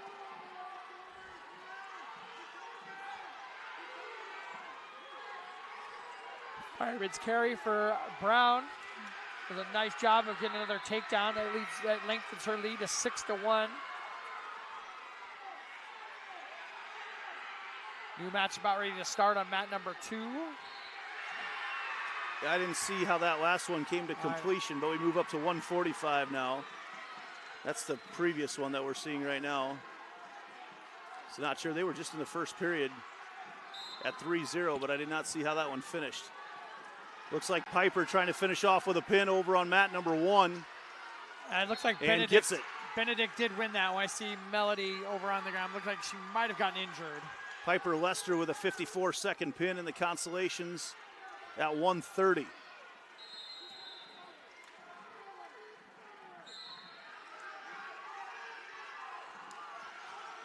And we look over at mat number 3 right now. Fiala leading 5-4 over Heineck. And that is the end of period number 2.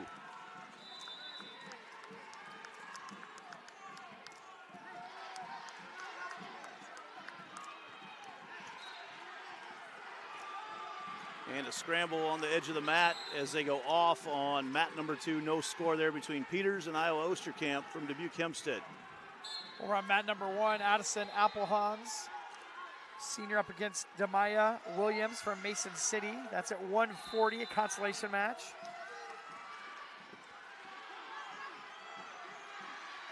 And bodies flying all over the place on number 2. And it looks like Peters from Carlisle is going to get a takedown there. Noah's not, let's see, they set it for Green. Green is Osterkamp from Hempstead. So Osterkamp got the takedown after bodies were flying all over. 145 pounds there, consolation round, as these all are. Destiny Brown on number 4 leads 6-1. Demaya Williams gets the pin at Quick one. 140 on mat number 1. And it looks like over on number 2, Osterkamp continues to ride Peters. Got a really interesting one here on mat number 3. It's entered into the third period, a 4-5 lead for Fiala. New matchup at 170 on mat number 1. Over on mat 3, Heineck and Fiala. Heineck just needs to get the escape to tie the score up in the third period, and we get a call for stalling on the top wrestler, so Fiala gets called for stalling. So you have to be careful now with a minute 19 left there. Addison Bowman from Prairie, who just wrestled, I feel like is now wrestling Jasmine Newman. That's not even an hour between bouts. This has been flying by this afternoon. So Bowman against Jasmine Newman from Johnston. Newman also just got done wrestling, and they are wrestling against each other over on mat number 1. Another takedown on mat number 4. Lengthens lead for Destiny Brown to 8-1. She gets some back points here. It looks like she might get the pin here. Heineck just got the escape over on number 3 to tie it up at 5. 50 seconds left to go in that one. It's in the third period. Jump back over to mat number 5. Destiny Brown's got Villarreal in a lot of trouble, and she gets the pin. Brown with the pin. Ridgeview on.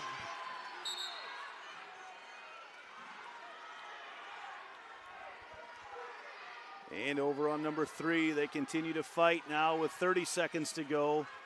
Cassidy Fiala from Lewis Central, she's in the dark blue. Claire Heineck from Cedar Rapids Prairie, the black singlet with some orange there. Got a pin over on mat number 1. It looks like the Johnston wrestler. Newman gets the pin over Bowman from Prairie. And a takedown there with 8 seconds to go for Cassidy Fiala. Heineck trying to get out, 3 seconds to go, 2. And Cassidy Fiala from Lewis Central advances today, number 2 at the Girls State Wrestling Tournament. Got a new match here on mat number 4. That's Kat DePrima for Madison up against Meredith Komp. And that's a early takedown with a throw for Komp as she goes 3-0 lead for Komp. We're going to move on at number 1. We're already up to 190. Aaliyah Phillips from Cedar Rapids Prairie against Mallory Stutzman from Carlisle. And they just wrestled as well. They just got done wrestling. Wrestling. And we're talking 20 minutes maybe, right? We've not been on that long here this afternoon. We went on right at noon. Because Stutzman was right here, they were right in front of us, here, had that long match, that three-period match. And it looks like we may have, I'm not sure if they're going to let them rest over there or what's going on, because I just saw Phillips put her sweats back on. They may have to wait on an official over on number 1. Yeah, we might have to check in with the officials to see if there is a mandatory time period between matches at women's. I would think there is, but 45 minutes. One of our directors here thought it may be 45 minutes. Justin helping us out here today, doing the controls and with the officials, ruling officials here. 3-point takedown over on number 2. Got a lot of movement on mat number 3 as well. Mat 4 with a headlock. It's another takedown for for Komp. And she's got DePrima in a world of hurt right here. She's got 20 seconds left to go here in the first period. 6-1 lead, and then she does get the pin. Komp with the pin. Osterkamp heads to period number 3 with a 7-2 lead. Osterkamp out of Dubuque Hempstead. Elizabeth Peters out of Carlisle. Osterkamp in the lead there. And we still wait on number 1. Yeah, those wrestlers just got done, so they're going to, looks like they're letting them take a little breather before they get started again. And back points being scored over on number 3. Lainey Schreck of Cedar Falls over Elizabeth Thomas from Pella. And 16 seconds to go there. Schreck trying to finish out with a pin and score some more team points for Cedar Falls. And Thomas spins out of it. And gets her back once again. Cedar Falls and Ankeny, tight battle for second right now. It's just 2.5 points separate them. Mat number 4, we got Bailey Schuster from Spencer up against Sheona Emmanuel. Emmanuel with the early takedown. She takes the lead. Iowa City High. We're going to go ahead and take a quick break right now. We'll keep the matches up on your screen, but we'll take a quick break and be back. This is the Farm Bureau Girls State Wrestling Tournament powered by Mid-American Energy.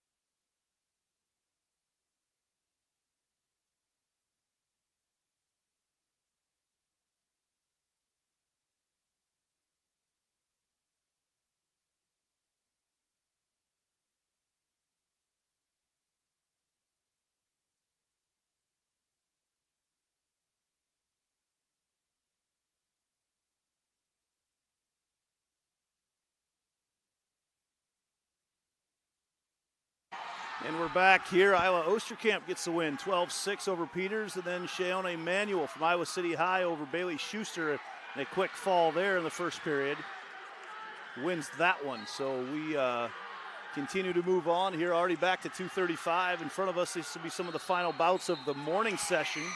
We'll move on to the afternoon session. We start 4:30, the afternoon session, somewhere around there. Just keep YouTube up all day, keep us on. Roll through, watch some of your favorite matches from this morning.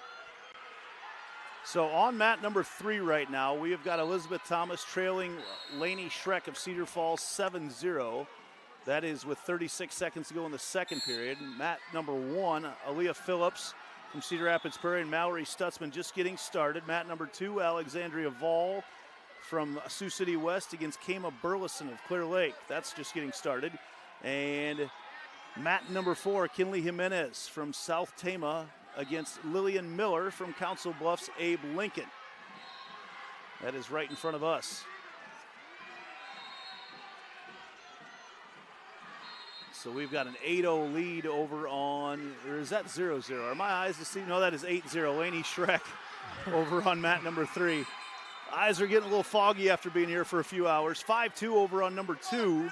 I think we might have a takedown with some back points. I think she gets the pin over on mat number 2. And that's going to be Burleson from Clear Lake with a win, I believe. Yep, that's exactly right. Kama with the win. Yep, got the pin. At 170, so she will advance to tomorrow. And Lainey Schreck from Cedar Falls is going to get checked on some injury time, it appears, as they are just getting set to go to the third period, and she is staggering around a little bit. So we'll see what happened there. She leads 8-1. Right in front of us, scoreless on mat number 4, Kinley Jimenez from South Tama, Lillian Miller from Council Bluffs AL. Jimenez in that black and baby blue of South Tama, Tar Heel blue they probably call it. Yeah, I don't know what's going on mat number 3. It looks like she went over there and blew her nose. She started to get a little shoulder. Yeah, they're looking at her shoulder now. Okay, but shoulder, she did. elbow. She was staggering. She was staggering. I mean, everybody's tired, so I couldn't tell if it was staggering from being tired, but then they went over and she just kind of blew her nose, and then they started looking at the shoulder. Well, they're just checking her grip right now. There's a minute 27 to go in the third period. They're over on mat number 3. Scoreless here on mat number 4 after 1. Mat number 2, Cambry McLeod from Clinton, Madison Wright from Lewis Central, scoreless. About halfway through the first period there. Lewis Central wrestler in the dark blue. McLeod, in the black. More back points on mat number 3. Schreck looks like... Boy, it doesn't look like she had any ill effects from whatever was bugging her there. Shoulder and elbow seems to be fine. She's going to lengthen her lead. She's got 4 back points in her pocket. That'll be a 12-1 lead for her. Jimenez trying to ride here in period number 2. As Miller working for the escape, and she gets it. No score, actually 1-0 over on number 1. Stutzman from Carlisle over Aaliyah Phillips of Prairie. Jimenez and Miller here, both trying throws on both of their opportunities there, but both of them missed. A flyby and a takedown over on number 2 for Madison Wright. Mat 3, Schreck moves on, 12-1 win for her. More team points for Cedar Falls. Oh, big move. Jimenez stuck here with a headlock. Miller's got the headlock. Turn it around. Miller's got some trouble there. Gets the takedown. Got a deep half here. She can get some pressure on that. Get her pushed over here, but really close to potentially dangerous there. Yeah, that shoulder was high above the head.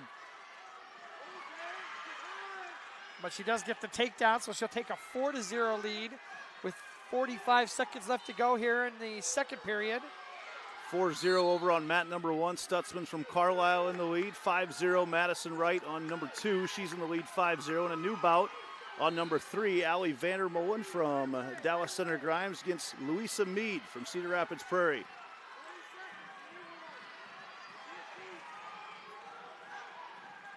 And it looks like Mead working for an early takedown here. Actually, no, that is Vandermolen. Over on mat number 2, got some back points and a pin.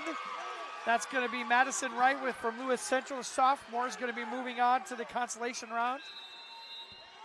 A win over Cambry McLeod. Roll through there for Jimenez. Jimenez gets the reversal and now trying to get some back points. Can't quite do it, but she gets her 2. Makes it 4-2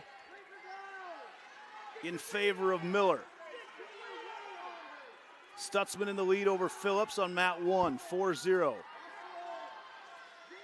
Good one in front of us, so second period is coming to a close. 3 seconds to go, 2 seconds, and that's it for period number 2. Lillian Miller leads Kinley Jimenez 4-2. But Jimenez got some needed points there and has got some momentum going there. Another 15 seconds, she might have had some back points as well. She had a really nice arm bar all set up and ready to go, just didn't have time to be able to work it. Got some back points over on mat number 3 with Mead on top with the takedown, and he's got some back points in her pocket. It's going to be really close to a pin. And they're off the mat. Did she get her? No, I think she called the pin. He called the pin, yes. Yep. Louisa Mead with a pin there with 17 seconds to go in the first period. Will end the tournament for Allie Vandermolen. Here on mat number 4, Lillian Miller right on the whistle, pops up to her tripod, gets right out, gets a point, so it's 5-2.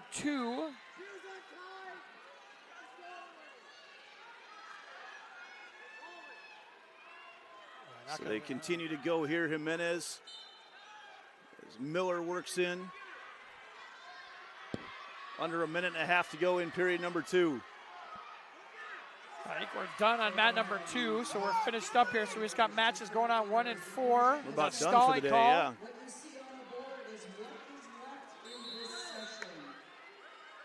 That stalling call is yet to be put up onto the board here, so it's 5-3. There it is, 5-4. They just got it up there. I don't think that's right. I don't think that's right. I think it's 5-3.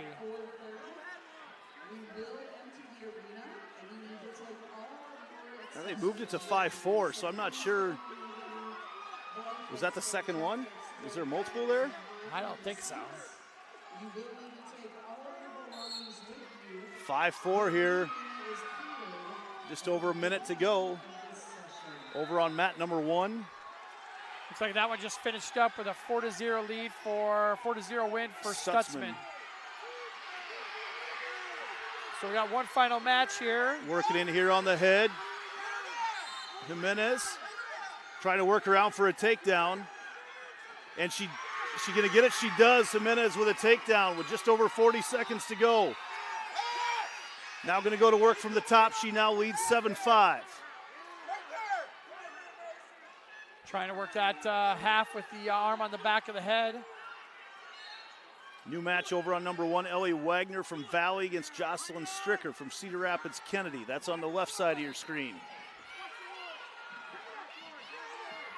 18 seconds left to go here on mat number 4. Yeah, a lot of work to do for Miller.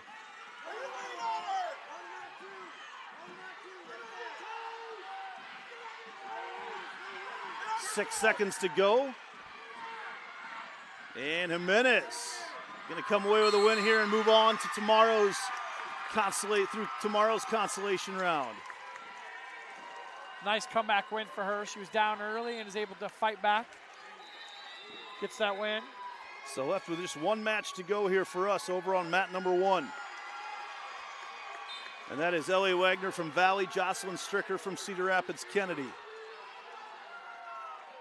Scoreless right now. And I can't tell how much time's left over there because everybody decided to stand in our way right now. It is minute left. Minute left, yep. 0-0 our score. All the way across the way. As you see, Wagner in that black and orange singlet, Stricker in the green.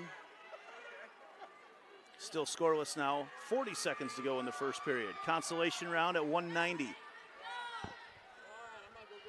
Starting to get a lot quieter in here. We'll be back later today with the 1A bouts getting started. Looks like we might have a takedown over there, and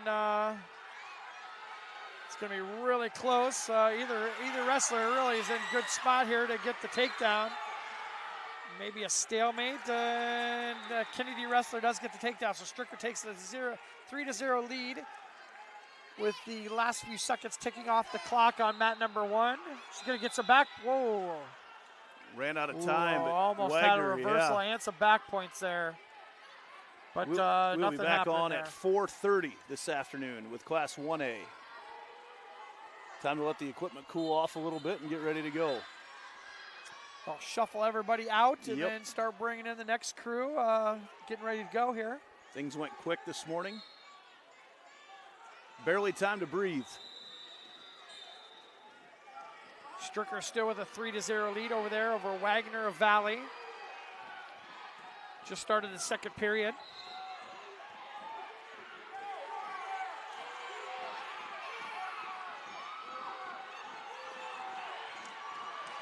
Well, the wrestlers picked neutral for the second period.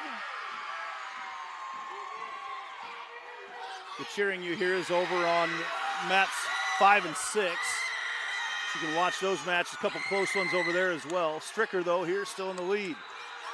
And there's 3 more for Stricker. Now leads 6-0.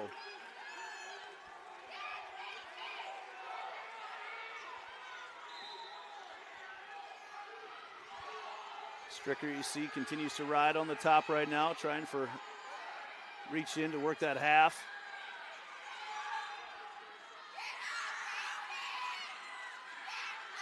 Good job by Wagner fighting on the bottom.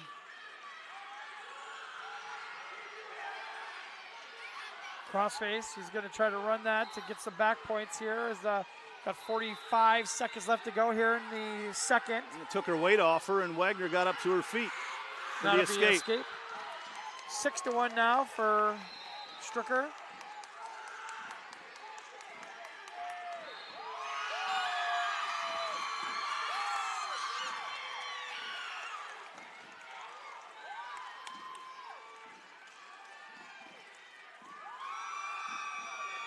Stricker now with a 6-1 lead, doesn't have to get too risky. Now, just like that, I think she's going to get a nod. Not quite. Wagner gets back up to her feet.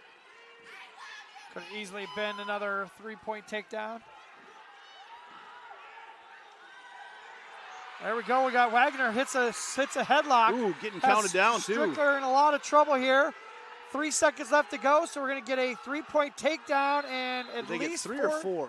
They did get 4. 4 points, so a 4. 7-point move. That puts her into the lead 8-6. And that's going the difference. Into the third period. That's the difference crazy this year. right Yep, now. the difference in scoring. We talked about that earlier. As you see a little bit different angle right now, but Stricker looks to be having some shoulder issues now. Might have landed on they're looking at her left shoulder. In 10 seconds, literally turned the match. It was those 7-point moves this year. It was 6-1. 7-point move brings it up to 8-6. It's crazy. Team scores right now after we have no one else wrestling from these 3 schools. So Raccoon River Northwest has 76. They're in first place. Cedar Falls in second with 69.5.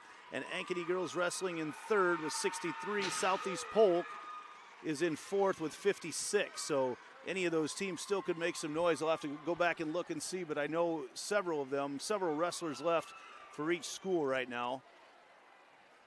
Still an open race there, but a great first session, especially for Cedar Falls and Raccoon River Northwest. Ankeny right in the hunt, as is Southeast Polk, as they continue to look at Stricker's left arm. And going to get back to action with 38 seconds to go in the third period. So where we're sitting right now, Actually, just starting the third period. Sorry, there's 38 seconds left on the injury time. Got it. Yep, that was what it was.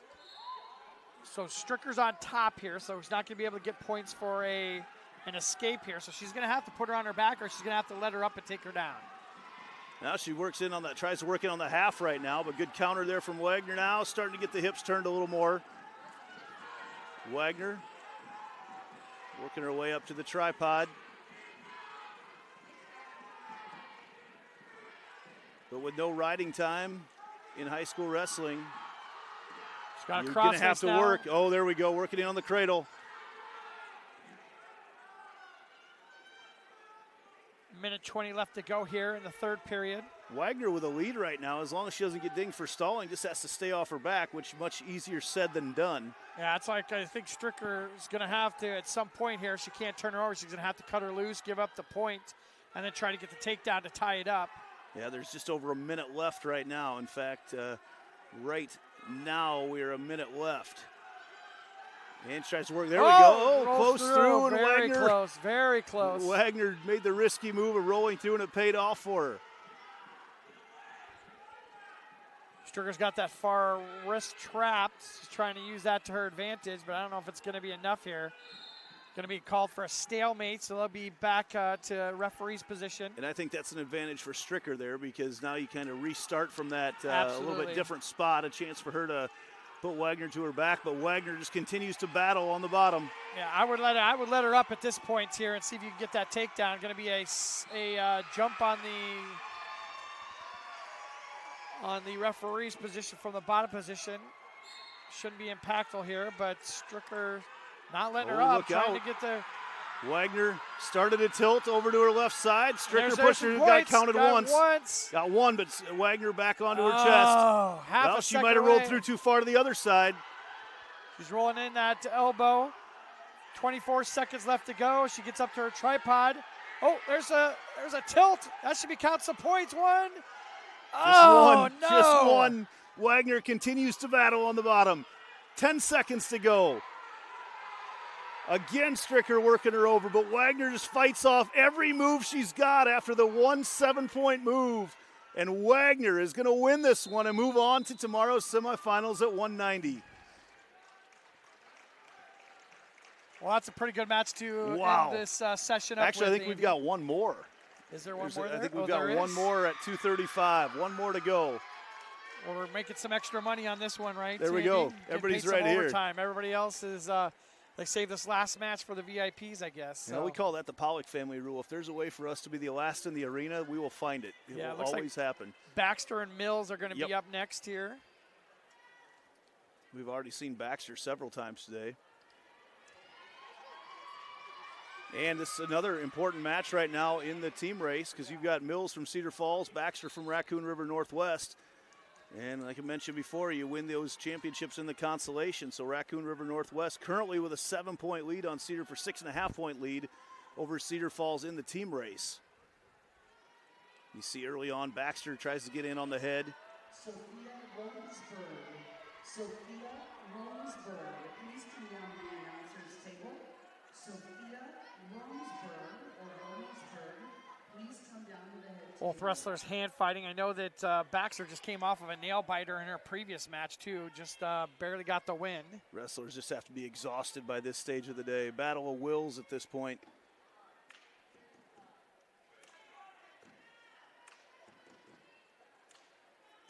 Continue to work in on the hands. In fact, we saw Baxter earlier. She was on her feet for a huge portion of her match. Yeah.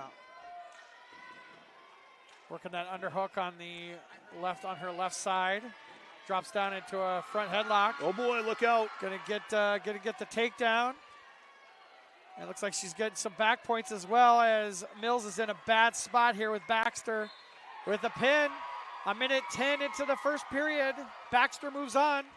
It's going to be a big one because not only do you get the pin points, but you get the advancement points as well. So and you knock out a Cedar Falls wrestler Yep. out of it as well. So big one there for Raccoon River Northwest. Well, Austin, that's going to be it for us here in session number 1. Session number 2 starts at 4:30. We'll probably go on a few minutes before then, I imagine, and be back and with Class 1A and all the action from the smaller schools. So here at the Girls State Wrestling Tournament, powered by Mid-American Energy.